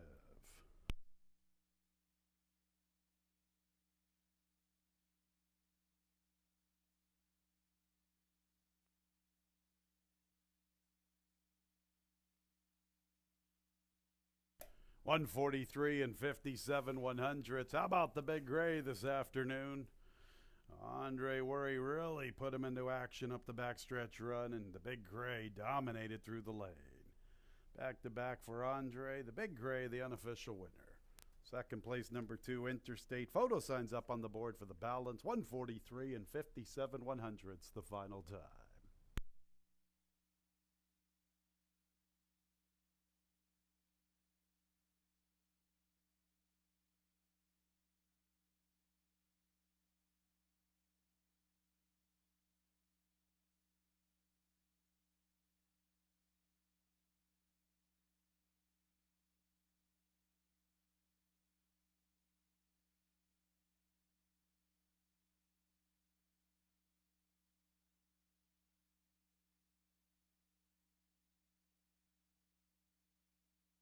Third place, 7, Gray Invasion. Fourth place, 6, Operative. 1, 2, 7, 6 up on the board.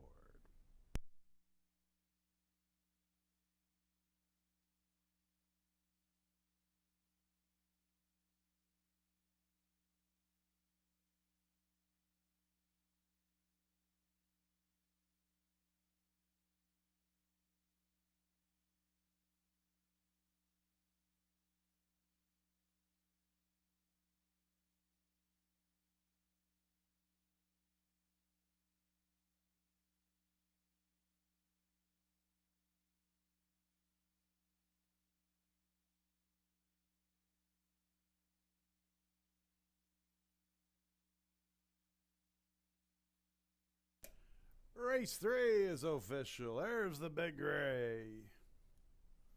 Good looking winner this afternoon. 3-year-old Grey-Aron Gelding by Mizzen Mast out of the Dam Pure of Spirit. Owned by Paul Braverman and Michael Leiden. Winning trader Jeremiah Engelhardt. Back-to-back for Andre Worry. Quite a 2021 season for Andre. If he didn't miss a couple of weeks of action, he'd be right there contesting the top spot in the jockey standings. Nice ride by Andre Worry.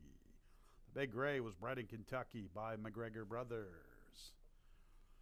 1-2 exact, $8.50. That's 7-1 double, $9.10. That's an Andre the Giant double.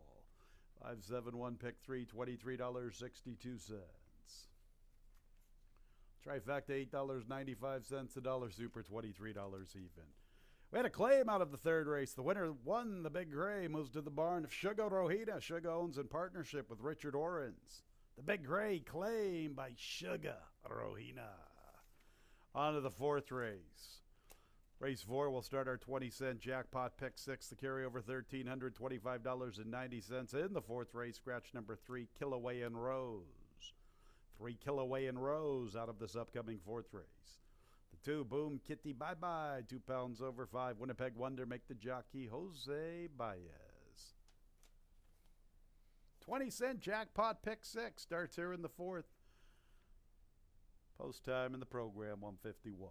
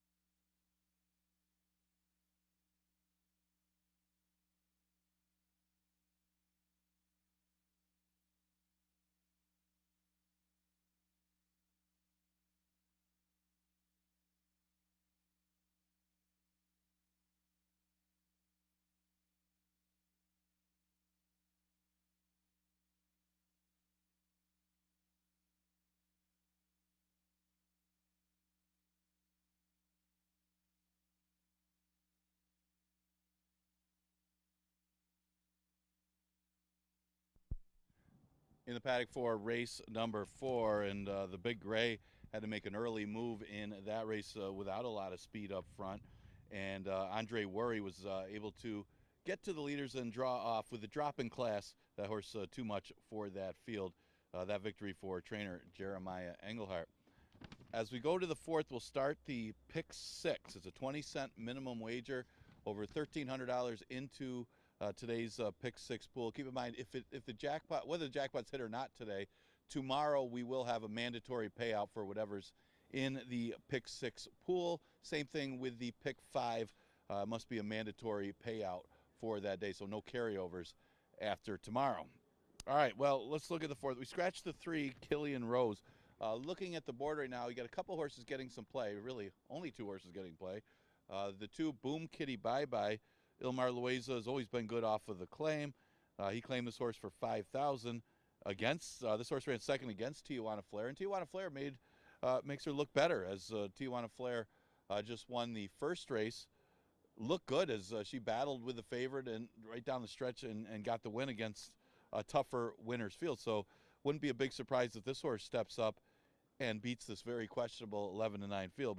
But she did fail as a big favorite in that race, but at least it looks a little better considering how well Tijuana Flair ran today. The 7, My Maggie, it's coming off a second place finish. Wasn't a great race, but she did get the lead over Midnight Mindset and kind of pulled away from that rival, and just got a little tired down the stretch, and you know, maybe second start after getting that race under her belt, she'll have a little more fitness to this one and be a little sharper and hold on a little better today. She does have to break from the outside post, so might have a little tough time clearing some of the other speed in here, but she's a logical contender in here off of the good effort, and right now at odds of 6-5. The one horse is As You Were, getting closer, maybe needed the trip over the track two back when she faced My Maggie, and she got off slow that day, and her last start really good. It was only 5.5, and she just missed. Was closing pretty well to be second, so she's would be no surprise there, and a little more value than the other 2 rivals. She's right now at odds of 6-1. This race starts the pick 6, 20-cent minimum jackpot pick 6. We do scratch the 3, Killian Rose.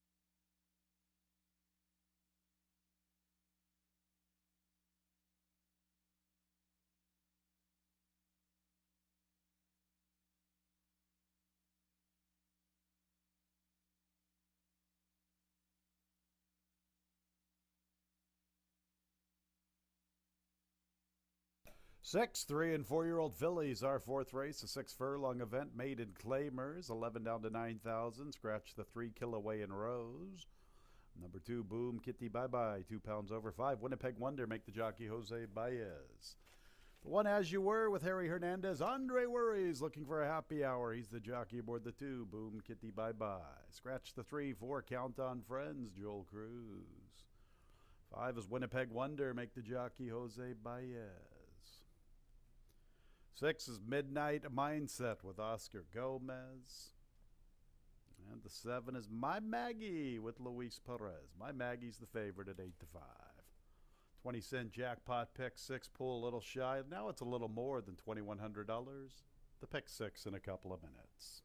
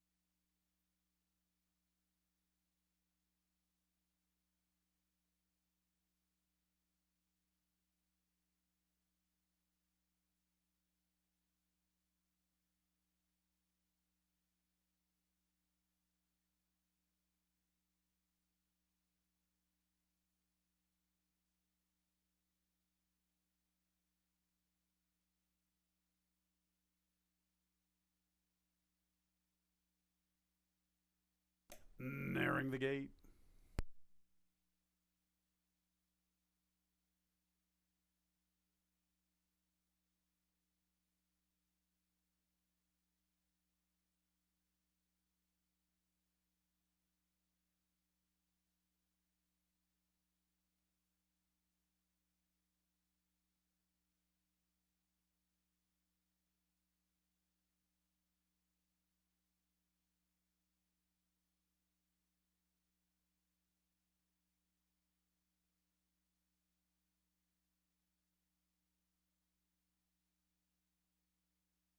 It's post time for the fourth race. 6, 3, and 4-year-old fillies. First leg of our 20-cent jackpot pick 6, better than 1,300 in the carryover, a little more than 3,100 in the pool. As You Were and My Maggie are both 8 to 5. As You Were, the first one in. Next will be Boom Kitty Bye Bye with Andre the Giant. Count on Friends will be next.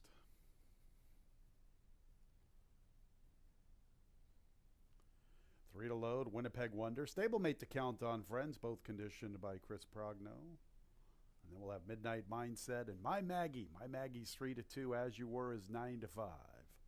Boom Kitty Bye Bye's 4 to 1 on the board. My Maggie to the outside. Ready for the pick 6.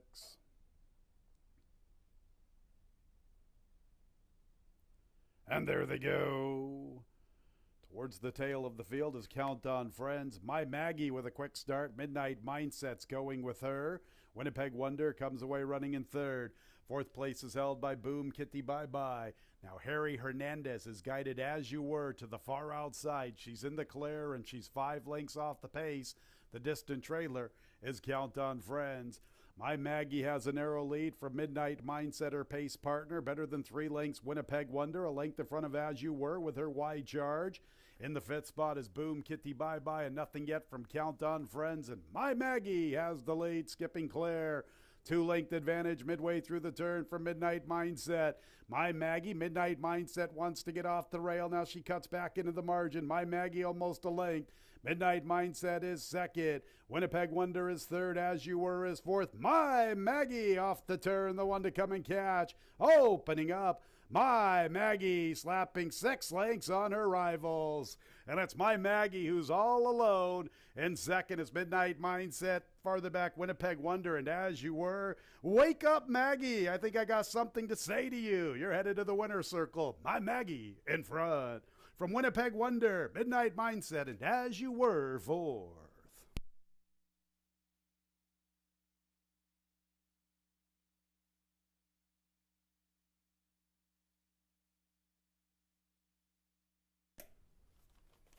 My Maggie in her second look, a good look, all the way on the front end. 1:13 and 7/100ths, the final running time. Photo for the balance. Make sure to hold all tickets.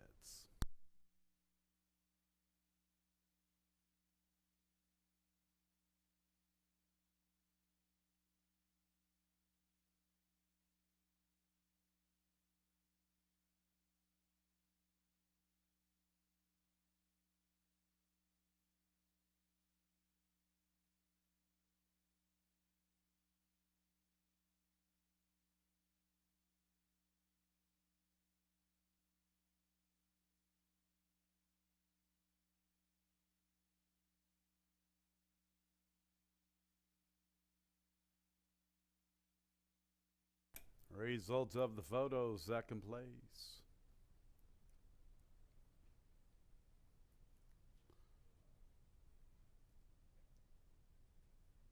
Second place, 5, Winnipeg Wonder. Third place, 6, Midnight Mindset. Fourth place, number 1, As You Were.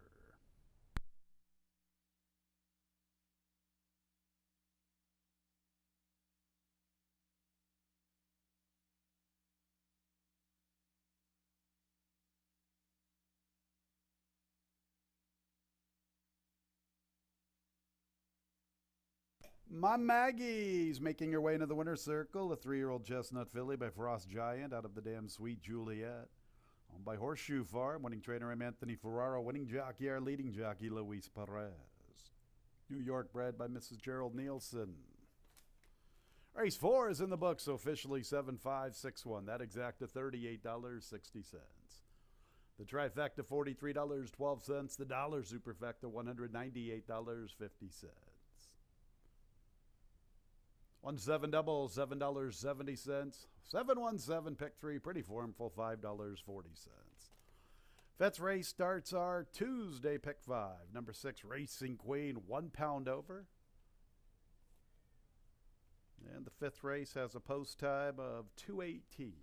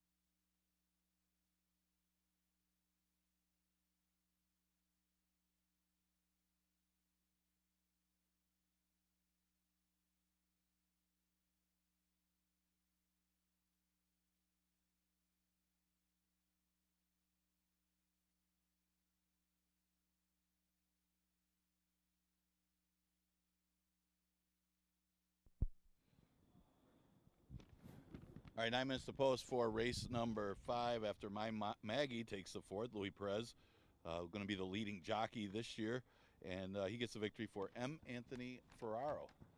And now the probably the most wide open race of the day. You got a 12-horse field for a maiden race for 2-year-old fillies in race number 5. Should be a lot of fun going 5.5 furlongs. We do start the pick 5 with this race, and a lot of question marks involved in this one. You can see who's getting some action in this race. The 10, no surprise, getting a little bit of action after a decent first effort where she did flash some speed, but got passed by a pretty good one in Ruski, who is just simply much the best. So tough to gauge her race. At least she held in there to hold on to her second place position, but it was only 5 furlongs for that debut. She has to go a little further, 5.5. But she's a half to Harrison Nose, so she's and did flash that kind of speed, and going a little further, maybe she's a little fitter for this race too. So she's definitely a player. She's right now at odds of 4-1. There's some firsters that are getting some action in here. You got the inside horses, Insufficient Notice, first full out of an unraced dam, but that dam is a half to a multiple Grade 1 winner in Midnight Lucky. They did pay $47,000 for this one as a yearling. So, and a Kentucky bred against a bunch of New York bred, so there's some things to like about Insufficient Notice. The other one that's getting some play is the outside horse, Tina Burner for Rachel Sells. Is this one out of a dam by Hardspun? Does show some decent works in New York, so arrives here, and it does have a tough. It's usually not bad to have an outside post against 2-year-olds, but 12 post here at Finger Lakes, a tough post for Tina Burner. Now, some of the other horses that are getting play, you got Tivoli Gardens, the 8 horse, who's at 9-1. This one comes out of the same race as Silent Invasion, a race won by Ruski. Again, 5 furlongs, did flash a little bit of speed, but it doesn't seem like with her breeding, the shorter distance is her thing. And it's still a short distance today, but a little better, a little more distance today might help. She's out of a stakes winner by Shackelford, but she's certainly bred for the route, especially on the dam side, and see if she runs better an extra half furlong. The 9 horse is a wish for Trish. She didn't show her kind of speed that she showed in her previous 2 starts, so not sure what happened.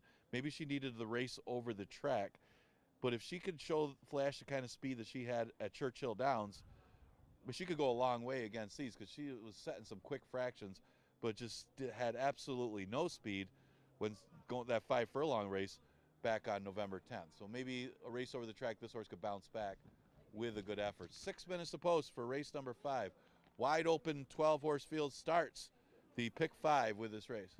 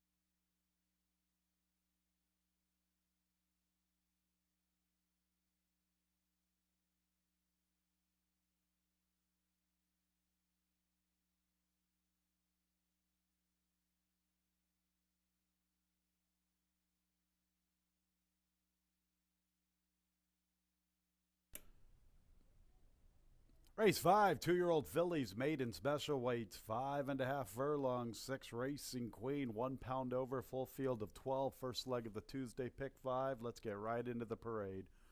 One is Insufficient Notice, one of 4 debutantes. Joel Cruz is the jockey.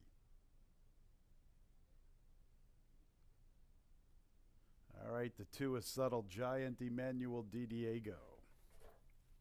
Next will be number 3, My Little One of the debutantes with John Berrios.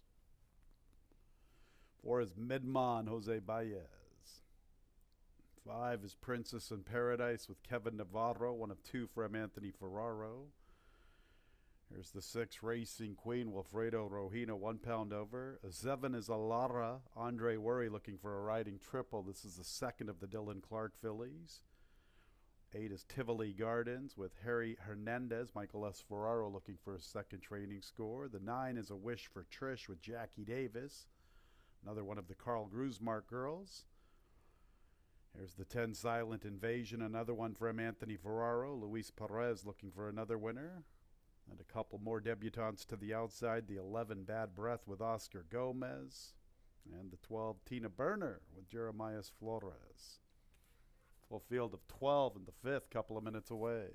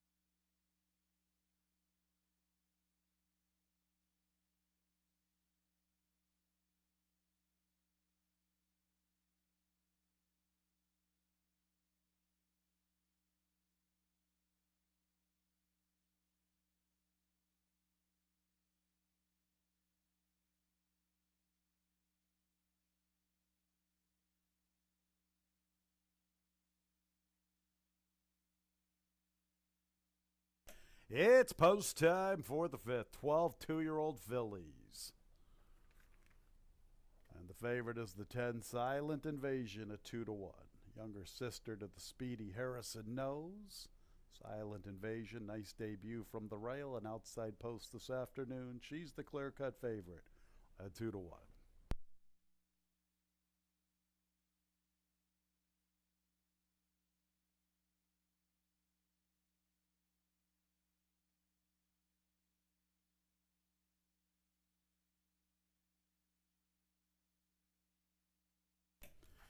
All right, the inside two are in. Insufficient Notice and Subtle Giant. Here's My Little One. 4 debutantes, 1, 3, 11, and 12. Carl Grusmark with a couple of the fillies. And Anthony Ferraro has a pair, as does Dylan Clark. And Anthony Ferraro with a pair of fillies here. Princess in Paradise and Silent Invasion. And Dylan Clark has Midmon and Alara. Carl Grusmark has the 1, Insufficient Notice, and the 9, A Wish for Trish. All right, loading fairly quickly. Alara's in. They're well behaved to this point. Here's Tivoli Gardens. Next will be A Wish for Trish.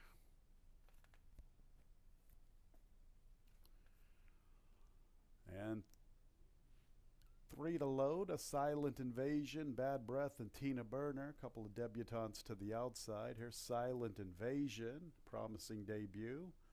Dealt with a pretty good one, Ruski. Silent Invasion with a rail draw that particular day, conveniently positioned to the outside. She's a big favorite at 7 to 5. Couple to load, Bad Breath and Tina Burner.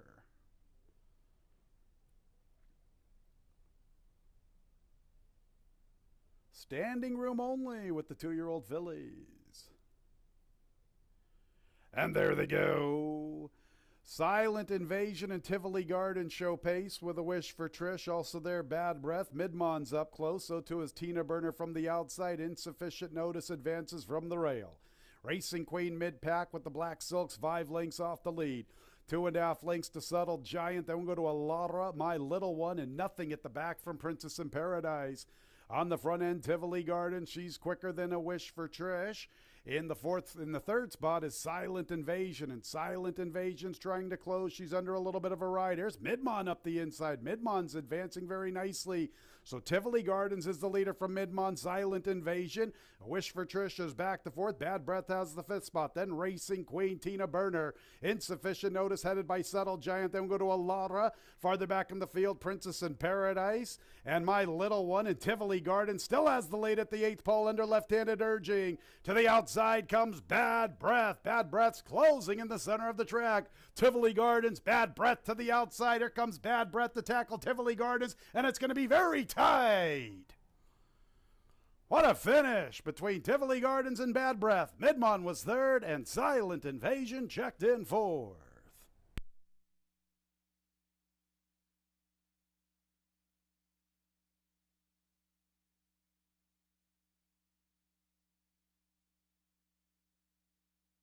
What a finish here in the fifth. They got tight on the line. Tivoli Gardens doing all the heavy lifting, the speed of the field.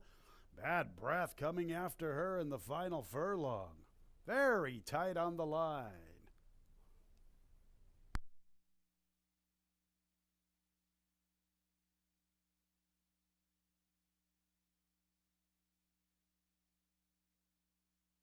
The final running time, 1 minute 6 and 56/100.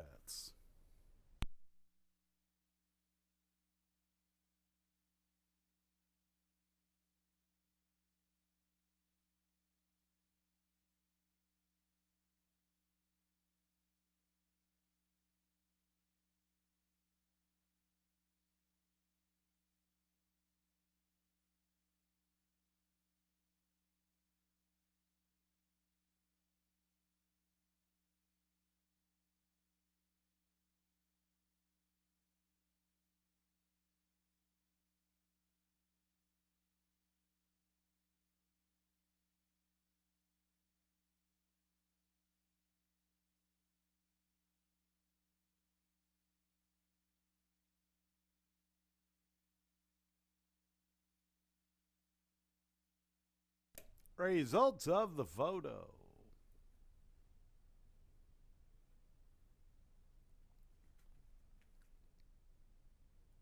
Eight, Tivoli Gardens first. Second place, 11, Bad Breath. Third place, 4, Midmon. Fourth place, 10, A Silent Invasion.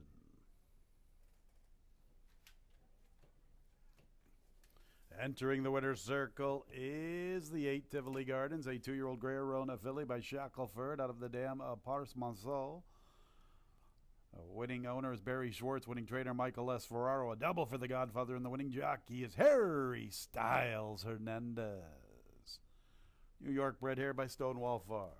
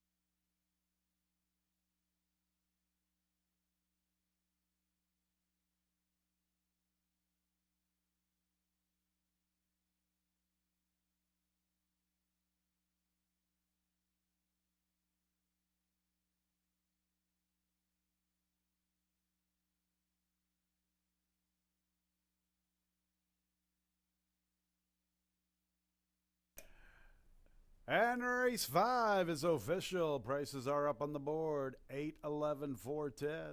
That exacta $100. The trifecta $144.75. The dollar superfecta $1,072. 7-8 double $40.20. 1-7-8 pick 3 $21. And the early pick 4 combinations are worth $37.12. Race 6 will start our late pick 4. Scratch the 6, Majestic Sky. Race 6. We'll start the late pick 4. 2:45 is the post time.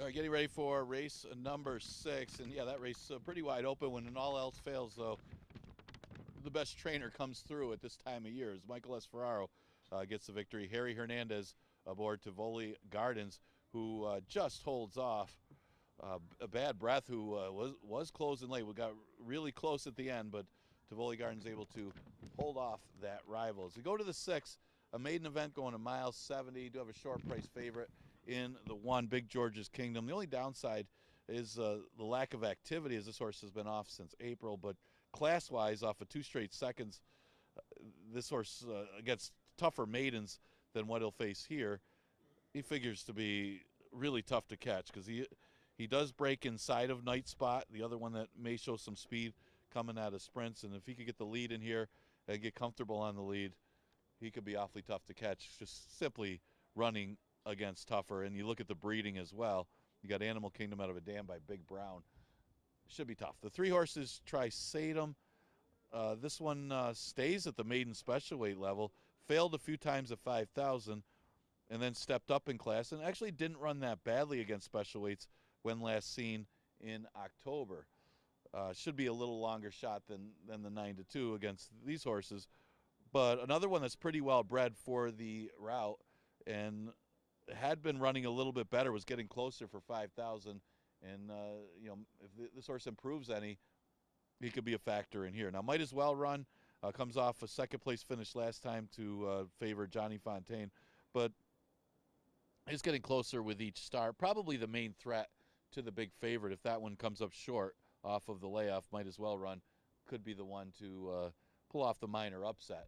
Right now it's 7-1, but we'll probably go off much lower odds than that. Probably get a little closer in odds between Big Girls Kingdom and Might As Well Run. The 4 is Octaliber, who did have only 1 career start. It was against Cheaper at the maiden claiming level, but if he could get the extra yards, he actually ran really well, considering that it was his first start. They weren't really coming back, and at 26-1, he ran a solid second.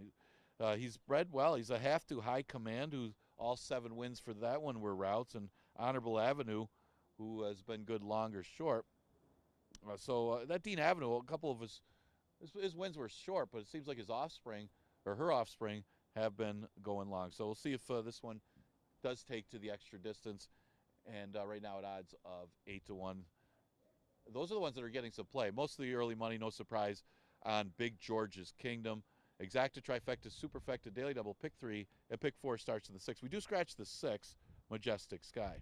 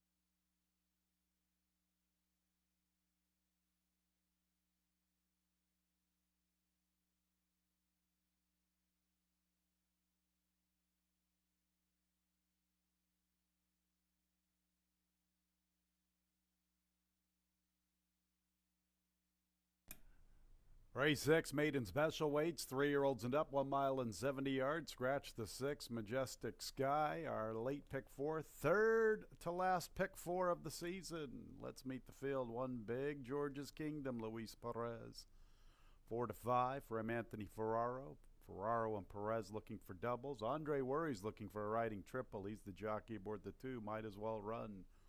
Harry Hernandez looking for back-to-back scores. He has the assignment aboard number 3, Trisata. Here's the 4, Ak du Lieber, Oscar Gomez. 5 is Night Spot with Rudy Ignacio. Scratch the 6, on to the 7, Starship Gotham with Joel Cruz. And the 8 is K&G, Wilfredo Rohina, field of 7, post time in a couple of minutes.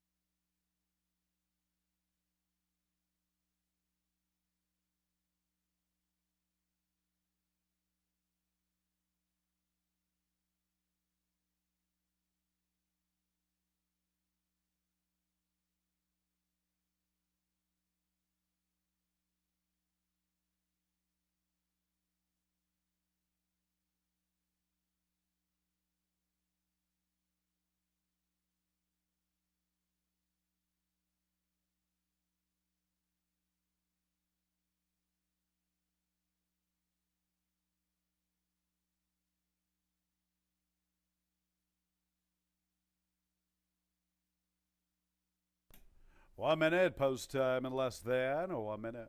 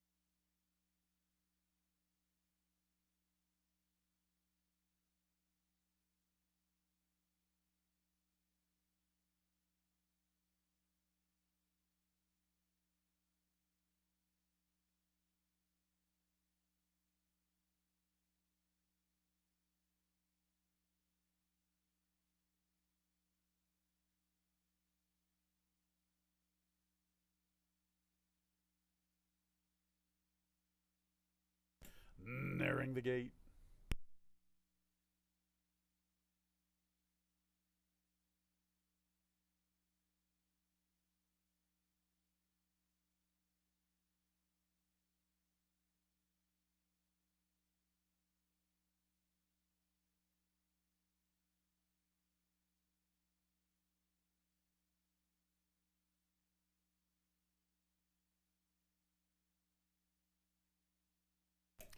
It's post time for the 6. Start of our late pick 4. Big favorite, the 1, Big George's Kingdom at 3 to 5. Field of 7 at the gate. Big George's Kingdom.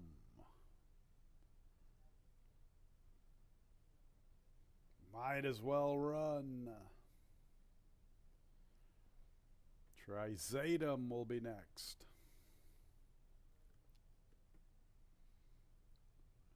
Ak du Lieber. Younger brother to High Command, who ran earlier in the card, checking in 4th in the second race in that starter allowance race. High Command was the top 3-year-old in 2019 here at Finger Lakes for for the Geldings and Colts. Octolieber in his second career start. There's Night Spot. And a couple to load, Starship Gotham and K&G.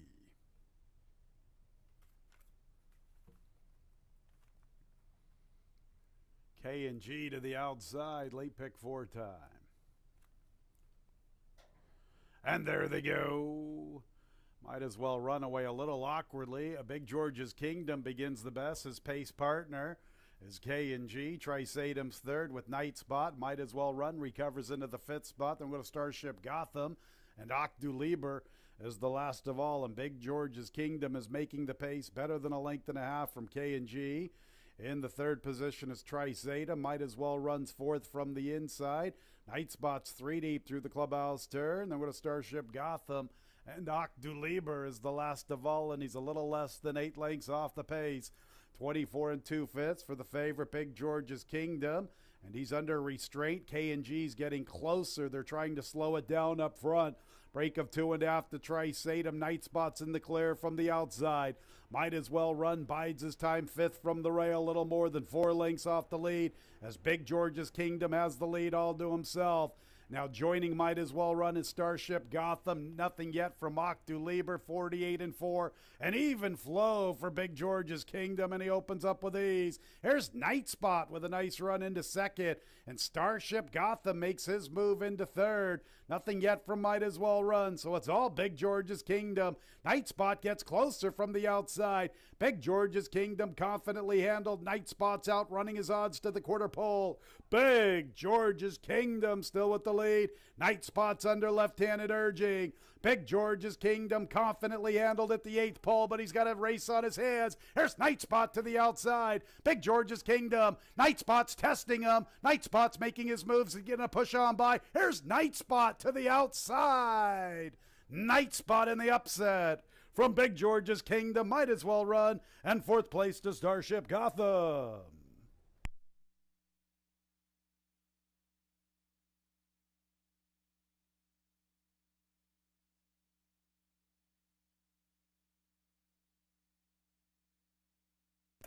$144 and 81 100ths, the final running time. Another good horse race. We've had some good ones this afternoon. Big George's Kingdom confidently handled throughout, perhaps underestimating the ability of Night Spot. Quite a discrepancy in price. Photo's going to determine the winner.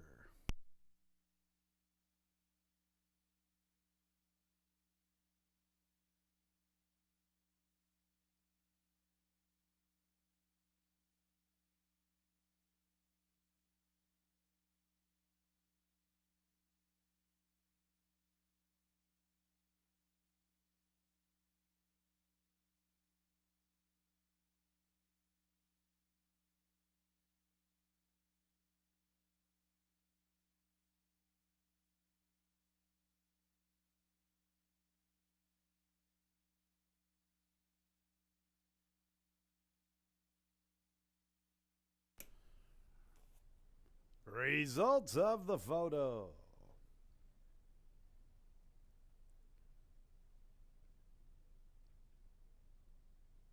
Number 5, Night Spot first.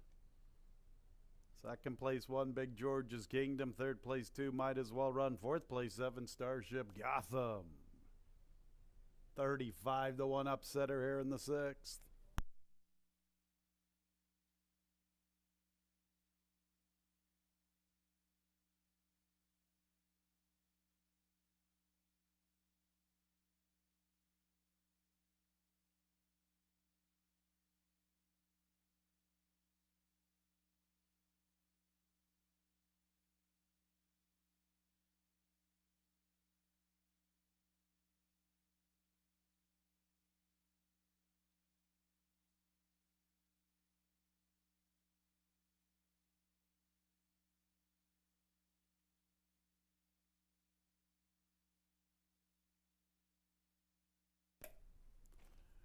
Race 6 is official with a $73 winner. His name is Nightspot. 5127 on the board. That exacta $175.50. The trifecta $85.75. Dollar superfecta $876. 8-5 double, a big one, $327.50. 7-8-5, pick 3, $276.50.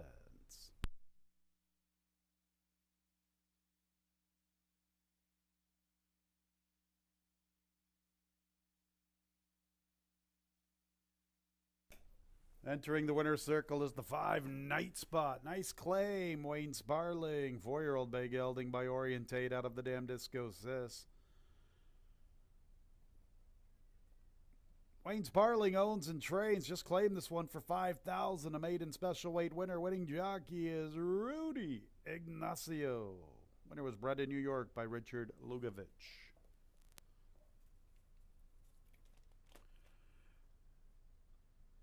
Seventh race, scratch the 4. Long story short, Emmanuel Di Diego, new jockey 6, impressed the professor. 7th race starts a late pick 3.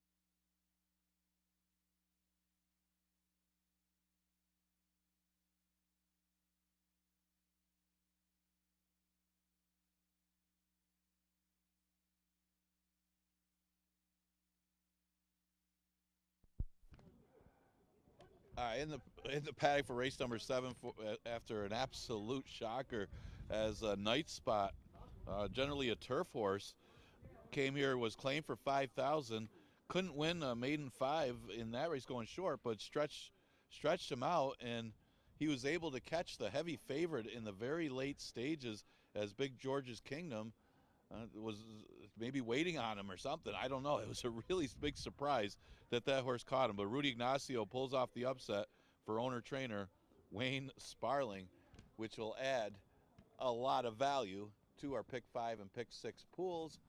Good luck if you're alive. Maybe we'll have a pick 5 carryover into closing day. 7th race, an allowance event. This for fillies and mares, going a distance of a mile 70. Right now, a short price favorite on the board. The horse that was a short price favorite last time, but got upset. Speaking of upsets, as this one got off a step slow, had to make kind of a middle move to the front, and then got caught at the end, and ended up failing at 1-9, same price that she is right now. Same type of field here. Can anybody step up to beat this horse? She's been awfully tough. I mean, she won by 21 lengths in her previous start against 2 Lifetimes, and ran second in the New York Oaks behind a little bit of sass. So she's been unstoppable in these allowance races here at Finger Lakes, but she got beat last time. Anything can happen, and right now Gone and Forgotten would probably be the best upset chance. It's just a question of distance for her. As Gone and Forgotten is looking to be she'd be the 4th 5-time winner, as her stablemate Our Caravan won 5 races, her 5th race earlier in the day. So she's looking to do the same, but a big question mark with the distance, and also, is she good enough to beat the heavy favorite You Guys Are No Fun? Somebody looks like she's got the best shot, and she's at odds of 13-1. The other horse getting play is the 2, She's a Lumberjane. Usable if you can draw a line through the last race, as she did not fire at all in the slop. Previous races are good, so you kind of wonder is maybe she did just throw in a clunker, because in the 3 Lifetime, she actually looked good in victory, winning by over 4 lengths back on September 28th. So I can see her bouncing back. Is she good enough to beat a horse like You Guys Are No Fun is another question, but she's definitely a top 3 threat. That's some of the horses getting play. Most of the early play on the 5. Exacta Tri Super Daily Double and pick 3 starts here. Scratch the 4, long story short.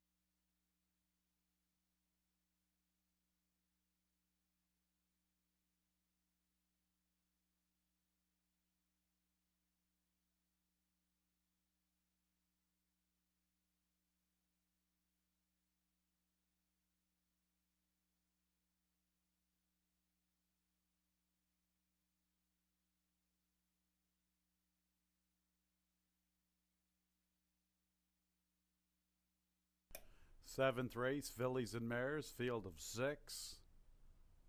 Allowance conditions, New York breds, first state bred condition, 1 mile and 70 yards. Scratch the 4, long story short. Emmanuel Di Diego, new jockey 6, Impress the Professor. Here's the group, beginning with the 1, Clifton Punch and Jeremiah Flores.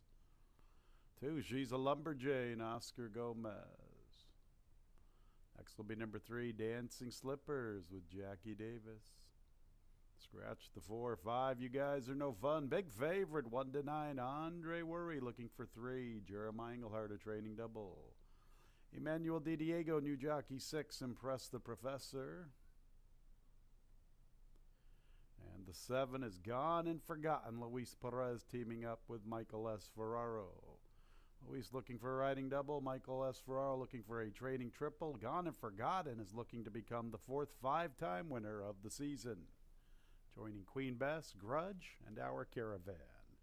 Our 7th race begins our late pick 3, and post time is in 3 minutes.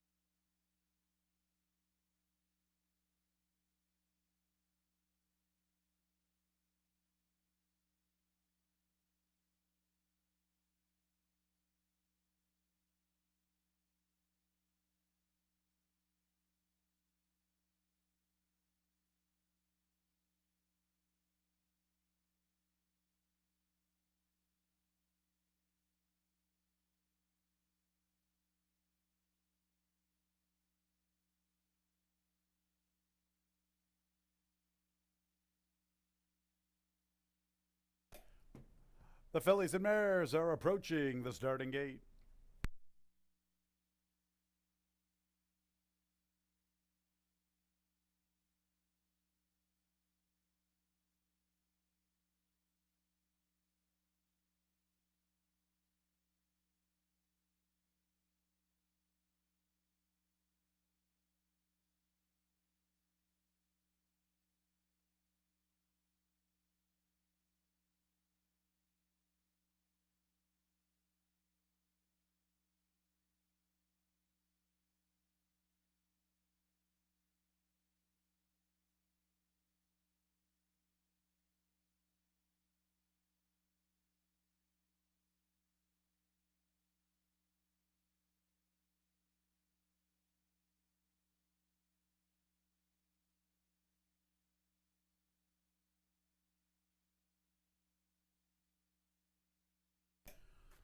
It's post time for the 7th race. 6 fillies and mares arriving at the starting gate. Big favorite 5, You Guys Are No Fun at 2-5. 7, Gone and Forgotten, 3-1. The 2, She's a Lumberjane's 5-1.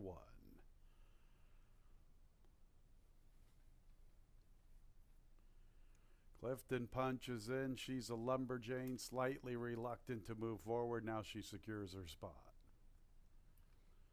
Here comes Dancing Slippers. The big favorite, You Guys Are No Fun. Andre Worry's looking for 3. 2-5. Big long shot, Impress the Professor, and then Gone and Forgotten, the clear-cut second choice at 5-2 on the stretch out. looking to become the fourth five-time winner of the season. They're at the post. And there they go. Swift start. Gone and Forgotten. You Guys Are No Fun comes away in last. Now Clifton Punch is picking it up from She's a Lumberjane. Gone and Forgotten broke the best, but she's going to sit a trip from third. I'm going to Dancing Slippers. You Guys Are No Fun and Impress the Professor is the last of all. Clifton Punch on the lead from She's a Lumberjane. Gone and Forgotten third. Dancing Slippers fourth against the fence. Here's the favorite, You Guys Are No Fun, little less than 5 lengths off the pace through the clubhouse turn. Almost 5 lengths to Impress the Professor. So they enter the backstretch run, and on the front end, Clifton Punch kept honest by She's a Lumberjane, almost a length advantage. Break of 3 lengths to Gone and Forgotten, Dancing Slippers, another length. You Guys Are No Fun in the clear from the far outside. Almost 5 lengths to Impress the Professor. 24 2/5, 49 2/5. Pretty soft interior fractions. Clifton Punch, She's a Lumberjane. Gone and Forgotten makes her move 3 wide, and there she goes with a big blitz. Gone and Forgotten with a big turn of foot, closing in after the leaders. And here's You Guys Are No Fun 4 deep. In fifth is Dancing Slippers. Impress the Professors at the back. Clifton Punch is still fighting. Gone and Forgotten makes her move. Here's You Guys Are No Fun. Dancing Slippers is going to try to sneak on through a tight spot along the rail. Can she get on through? Now she looks like she's in the 2 path. In the meantime, You Guys Are No Fun up to Gone and Forgotten. And the race is on past the 3/16. Gone and Forgotten, looking to become the 4th five-time winner of the season, is determined. You Guys Are No Fun is second. Gone and Forgotten. Double for Luis Perez. A triple for Michael S. Ferraro. It's a nice filly. Gone and Forgotten. Out finishing. You Guys Are No Fun. Impress the Professor was third, and 4th place to Dancing Slippers.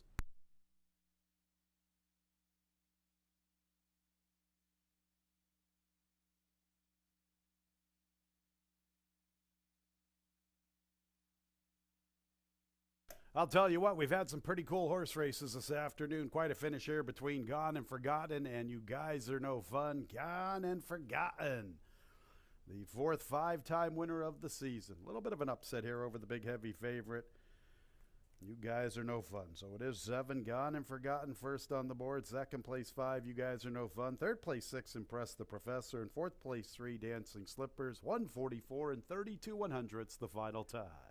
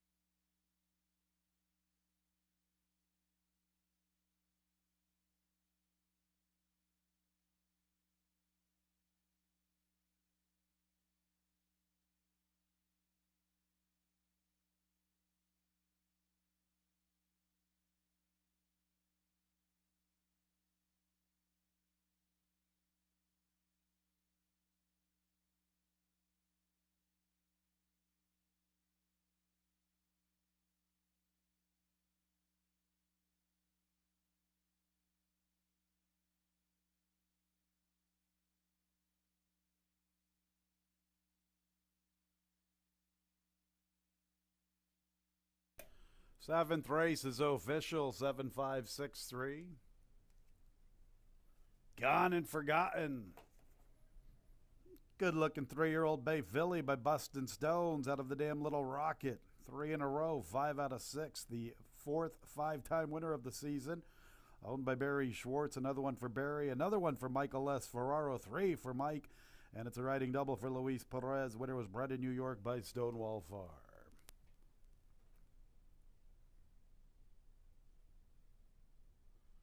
Exact $11.60, trifecta $19, the dollar superfecta $154.75.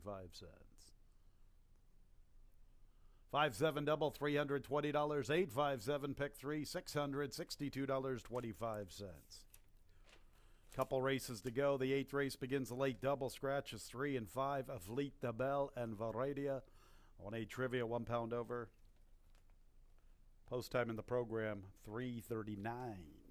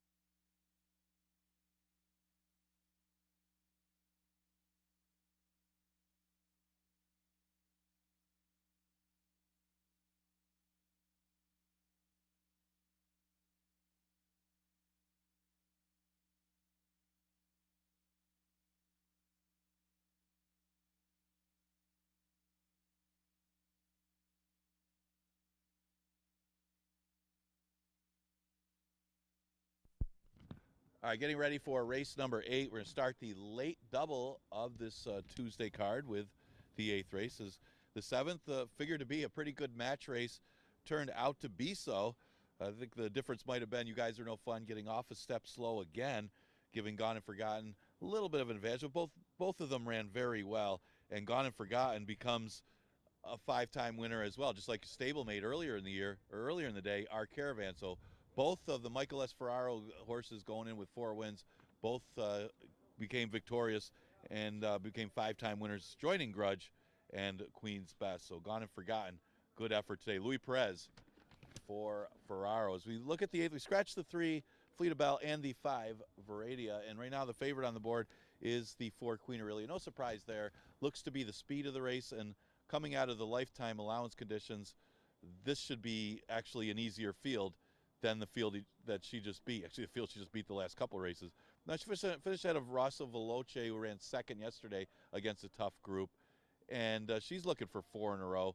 This one for Ferraro Jr., and she has been unbeatable since arriving at Finger Lakes, and looks like she's got a good chance to go gate to wire against these, as they scratched a couple of them that might have been contenders against her. Looks like this is the one they got to catch.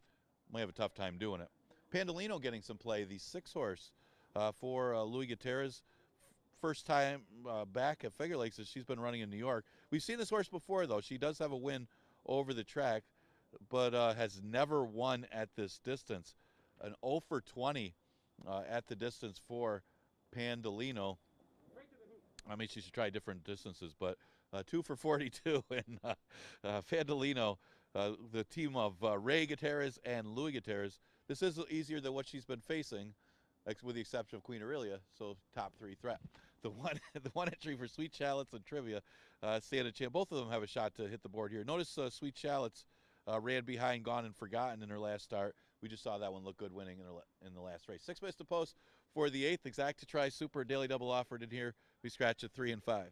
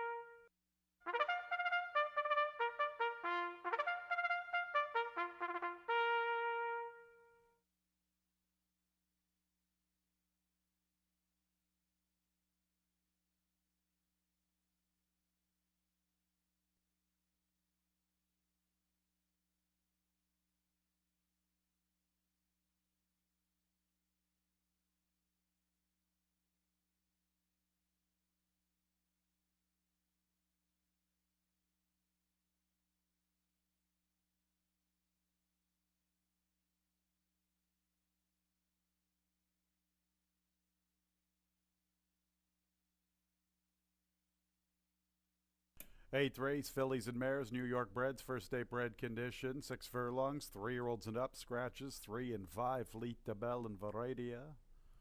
1A Trivia, 1 pound over, here they are, 1 Sweet Shallots, Nazario Alvarado. Stablemate 1A Trivia, Emmanuel Di Diego, 7-2 for the Deborah Breed duo. Next will be the 2 Mind of Gold, Kevin Navarro. Big favorites, the 4, Queen Aurella, 1-2, Harry Hernandez. Queen Aurella's looking for 4 in a row. 6 is Pendolino, Ray Lou Gutierrez. And the 7 is Fair Lassie with Joel Cruz. 4 minutes until the 8th race. It begins our late daily double.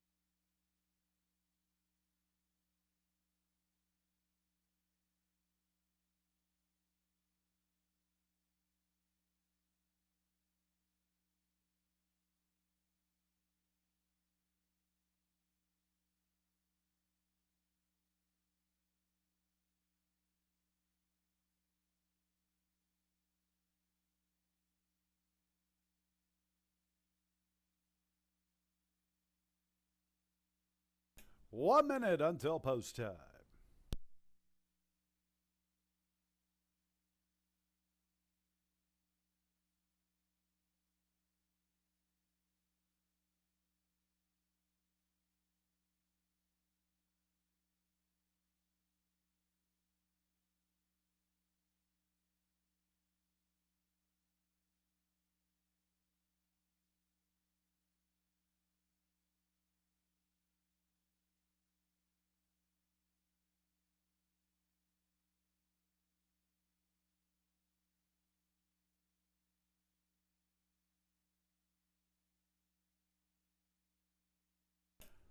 It's post time for the 8th race, just about arriving at the starting 8. Huge favorite, the 4, Queenarella, 1-4. She's very sharp these days, looking for 4 in a row. 9-2 for the Deborah Breed duo, Sweet Shallots and Trivia. 9-2, number 6, Pendolino.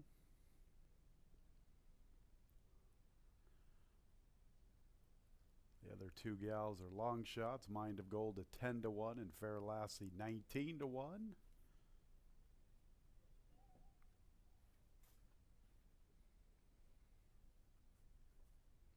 Field of 6 with 5 wagering interests. Sweet Shallot's the first one in. Here's her stablemate Trivia.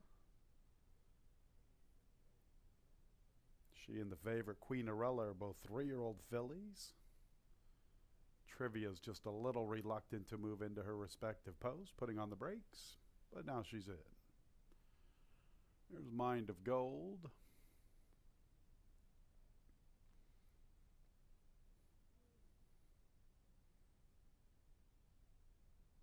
Queenarella, Pendolino, and Fair Lassie.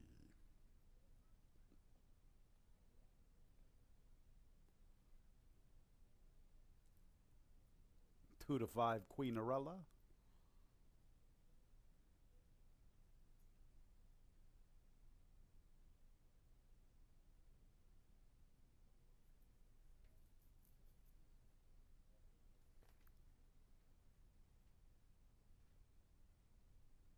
Pendolino is now in. Fair Lassie, the last one to load.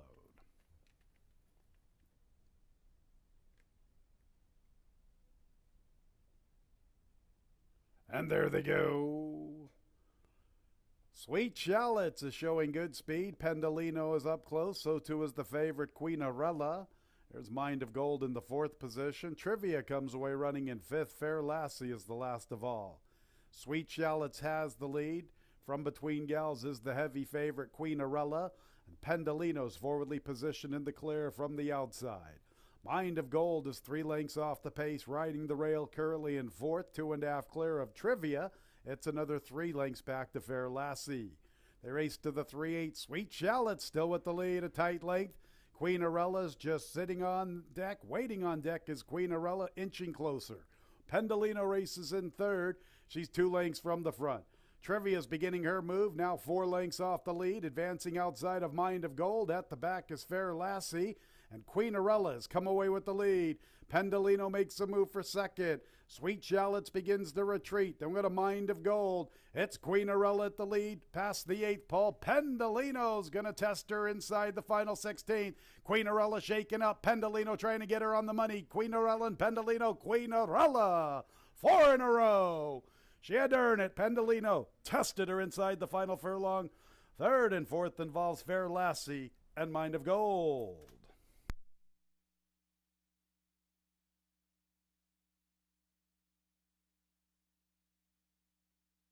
$112 and 34 100ths. Another good finish to the Tuesday card. Queenarella extremely confidently handled by Harry Hernandez. Aurelio Gutierrez aboard the 6. Pendolino never quit asking his gray mare to come and make a race out of it. And what a finish it proved to be. Queenarella shaken up in the final 16th, trying to fend off Pendolino. The final running time, 112 and 34 100ths.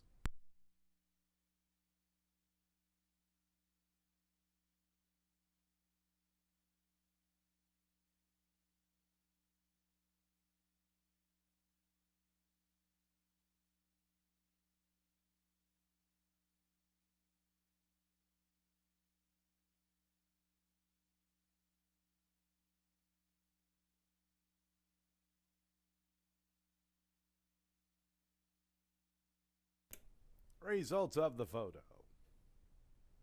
Number 4, Queenarella first. Second place, 6, Pendolino. Third place, 7, Fair Lassie. Fourth place, number 2, Mind of Gold.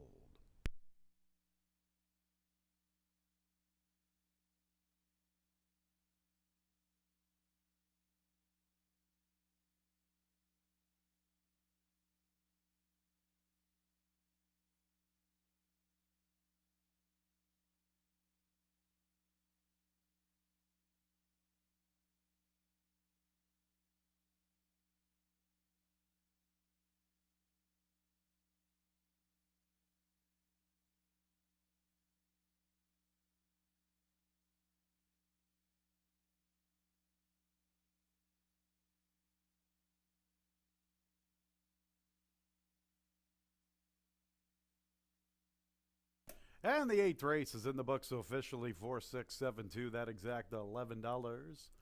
Entering the winner's circle is the 4, Queenarella. She loves it here at Finger Lakes. Perfect 4 for 4. 3-year-old Bay Filly by Speedster out of the dam, Unbridled Sonia. By the Macho Man Reeves Thoroughbred Racing, winning head trainer is M. Anthony Ferraro. A double for Harry Styles Hernandez.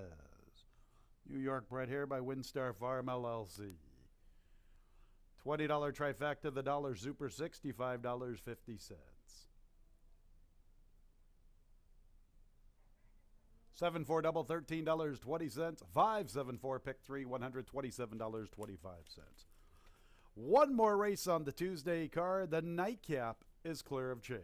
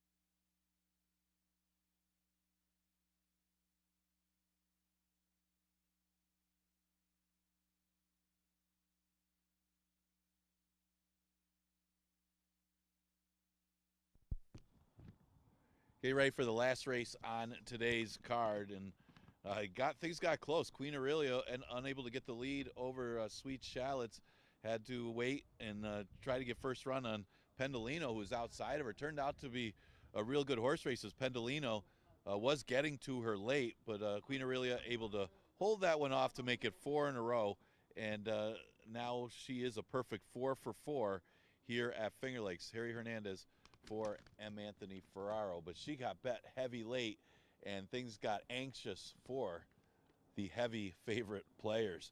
5,000 claimer is the ninth, a never won 4 conditioner. Just a reminder first, tomorrow is closing day of the 2021 season, and we do have a 12:30 first post for that last day. Keep in mind, the pick 5 and pick 6, no matter how much money in the pool, it will be a mandatory payout. So if nobody hits the pick 5, it'll pay 4 out of 5, 3 out of 5, or whatever. Same thing with the pick 6. Mandatory payouts for both the pick 5 and pick 6 for tomorrow's card. And after that, everybody have a good Thanksgiving. We will be open for simulcast wagering during the winter, as well as the gaming floor open, and of course we'll be back next year. Looking at the 8th race, though, a great effort by Queen Aurelia, and she showed her stuff today. And again, good effort by Pendolino as well. Never won 4 conditions of 5, going a distance of 1.70 miles. Pretty interesting race because you got 4 horses entered out of condition. That happens these last couple days. You got to keep an eye on that. You got to think that some of the horses that have won the condition or are really eligible for the 4 lifetime are the ones that are going to have a little bit of an advantage here. Now, the 8 horse, No Lime, is one of the ones getting play, as Ray Gutierrez almost pulled off the win for his father in the last race, and he's aboard No Lime, who's got a real good shot in here coming out of the race won by Lookout Lambo. Lookout Lambo would easily beat this field off of that effort. Just Got Hitch, the horse that was second, is in here, and so is the horse that got third, No Lime. So you got to think that those two coming out of the better race, both worth a look in here. This one's at 2-1. The 6 Casper Joe put everybody to sleep in his last race and was able to hold on. Well, of course he's going to be able to hold on. He went 52 and 116 and change. Now, the same type of horses here, not a lot of speed. I'm not sure if they're going to let him get away with those kind of fractions, but he does also like a little moisture in the track. He's certainly a player to come right back. Same type of feel. You got some of the horses that were in that 3 lifetime, even though out of condition, they're back in against him again today. So, yeah, he's definitely a player, no matter how he looked at it. But I'm unsure if he's going to get those kind of fractions that he had last time. I think those are the slowest of the year. I don't even think they would gave him Brisnet or Echo Basic even gave him a pace figure for that race. The 2 Duck Pond Road, eligible for this condition, is running in this condition all season long. Did finish off the board in that same race, finished behind those same horses. So he's only got to make up a few lengths to be competitive against that group. So he's a top 3 or 4 threat as well. And he's getting some action at odds of 5-1. And some of the horses getting some play for the last race on this Tuesday card. And this will be up before the final day of the season tomorrow. Exacta, Trifecta, Superfecta offered in the last.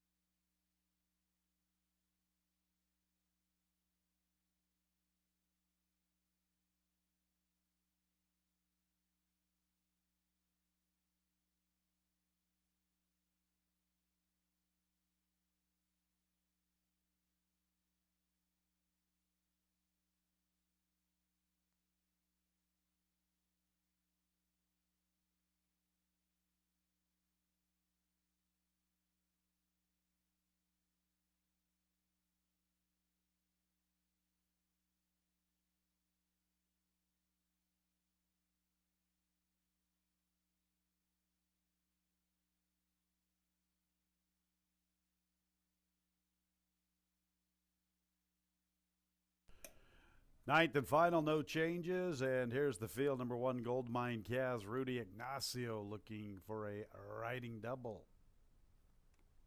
Looking to bookend our late pick 4, Rudy. Got there earlier with the big long shot. Night Spot onto the 2. Duck Pond Road, Nazario Alvarado. 3 take the edge, John Berrios. 4 just got hitched, Joel Cruz. 5, who is Jared? Emmanuel Di Diego. Next will be the 6, Casper Joe. Andre Worry looking for a riding triple. 7 is Blizz, Wilfredo Rojina. Next will be number 8, No Lime, Raylu Gutierrez, the current favorite at 5-2. And the 9 is Blue Skies Forever, Carlos Camillo. 3 minutes until the nightcap.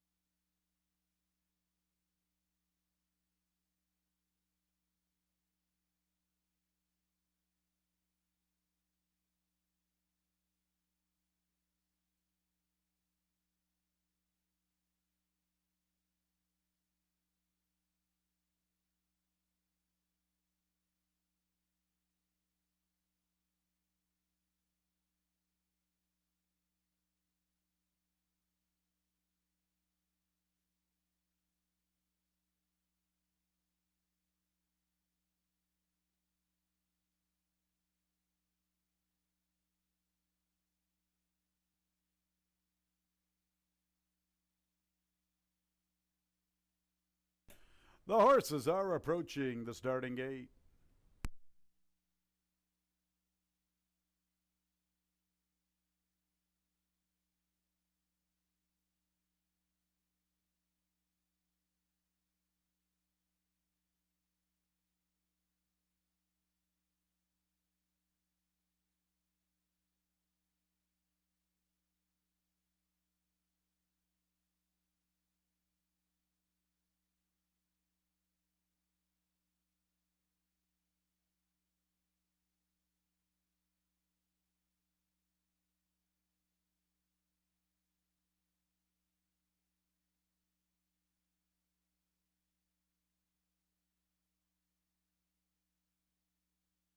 It's post time for the nightcap. 8, No Lime, the 2-1 favorite. 6, Casper Joe, 3-1 the 4. Just got hitched, 7-2. One more racing day, fans. Tomorrow, closing day here at Finger Lakes Gaming and Racetrack for the 2021 season. 9 race cards, some nice size fields. 12:30 first post. Old Mine Kaz is in. 16-1. Can Rudy Ignacio bring in another long shot? Could he bookend the late pick 4? $73 winner, Night Spot. In race 6, 22-1 with Gold Mine Kaz. Duck Pond Road is situated. Next will be Take the Edge. Just got hitched. No Lime is the favorite, 3-2. Casper Joe's 3-1, just got hitched, 7-2. Here's Just Got Hitched. Next will be Who is Jarrett? Casper Joe.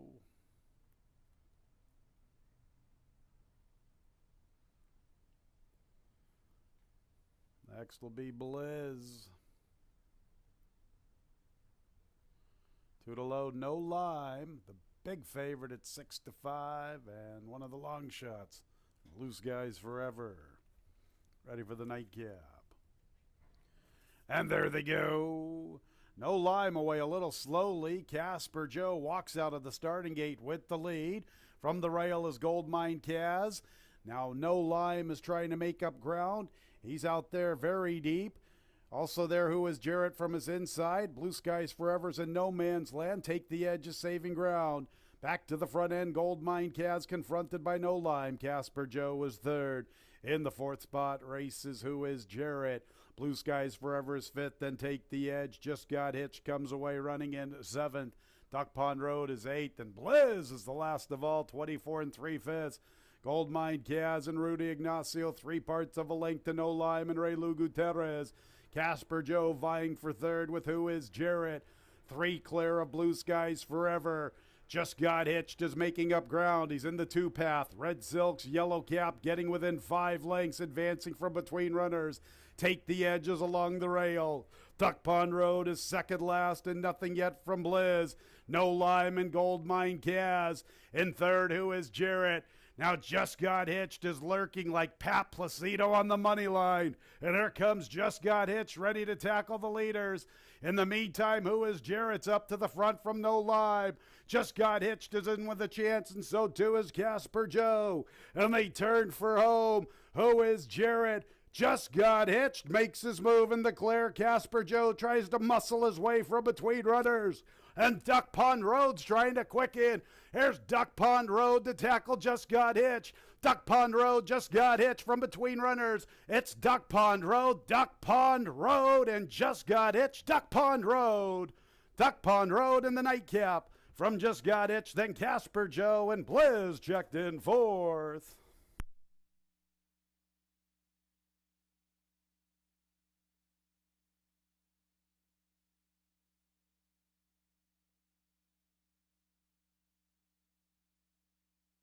What a finish. We've had some great finishes this afternoon. Duck Pond Road, storming home, Just Got Hitched, Casper Joe, photo signs up on the board.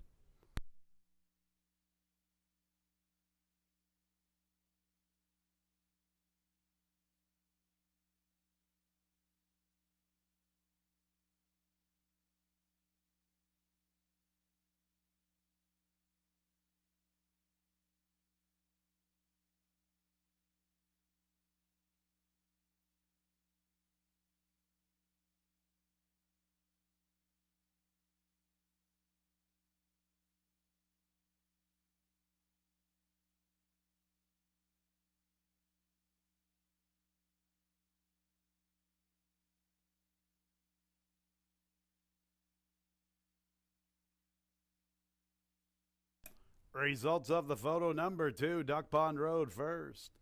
Second place 4, Just Got Hitched. Third place number 6, Casper Joe. Fourth place number 7, Blizz.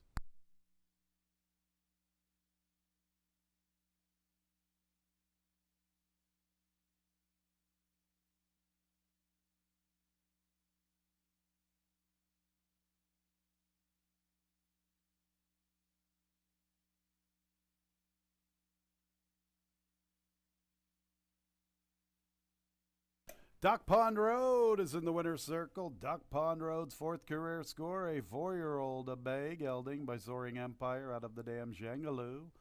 Owned and bred in New York by Carl Buer, winning trainers Deborah Braid, winning jockey Nazario Alvarado.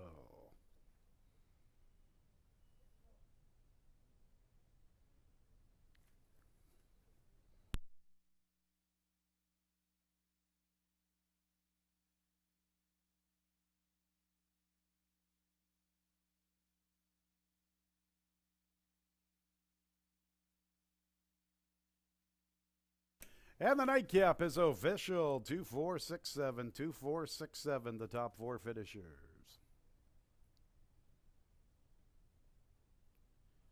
2-4 exacta, $51.50. 246 trifecta, $57.87. The dollar superfecta, $671.50. 4-2 late double, $22. 7-4-2 late pick 3, $20.12. Late pick 4 combination, $798.75. 5 out of 5 in the pick 5, $6,568.50. 5 out of 6 in the pick 6 was about $118.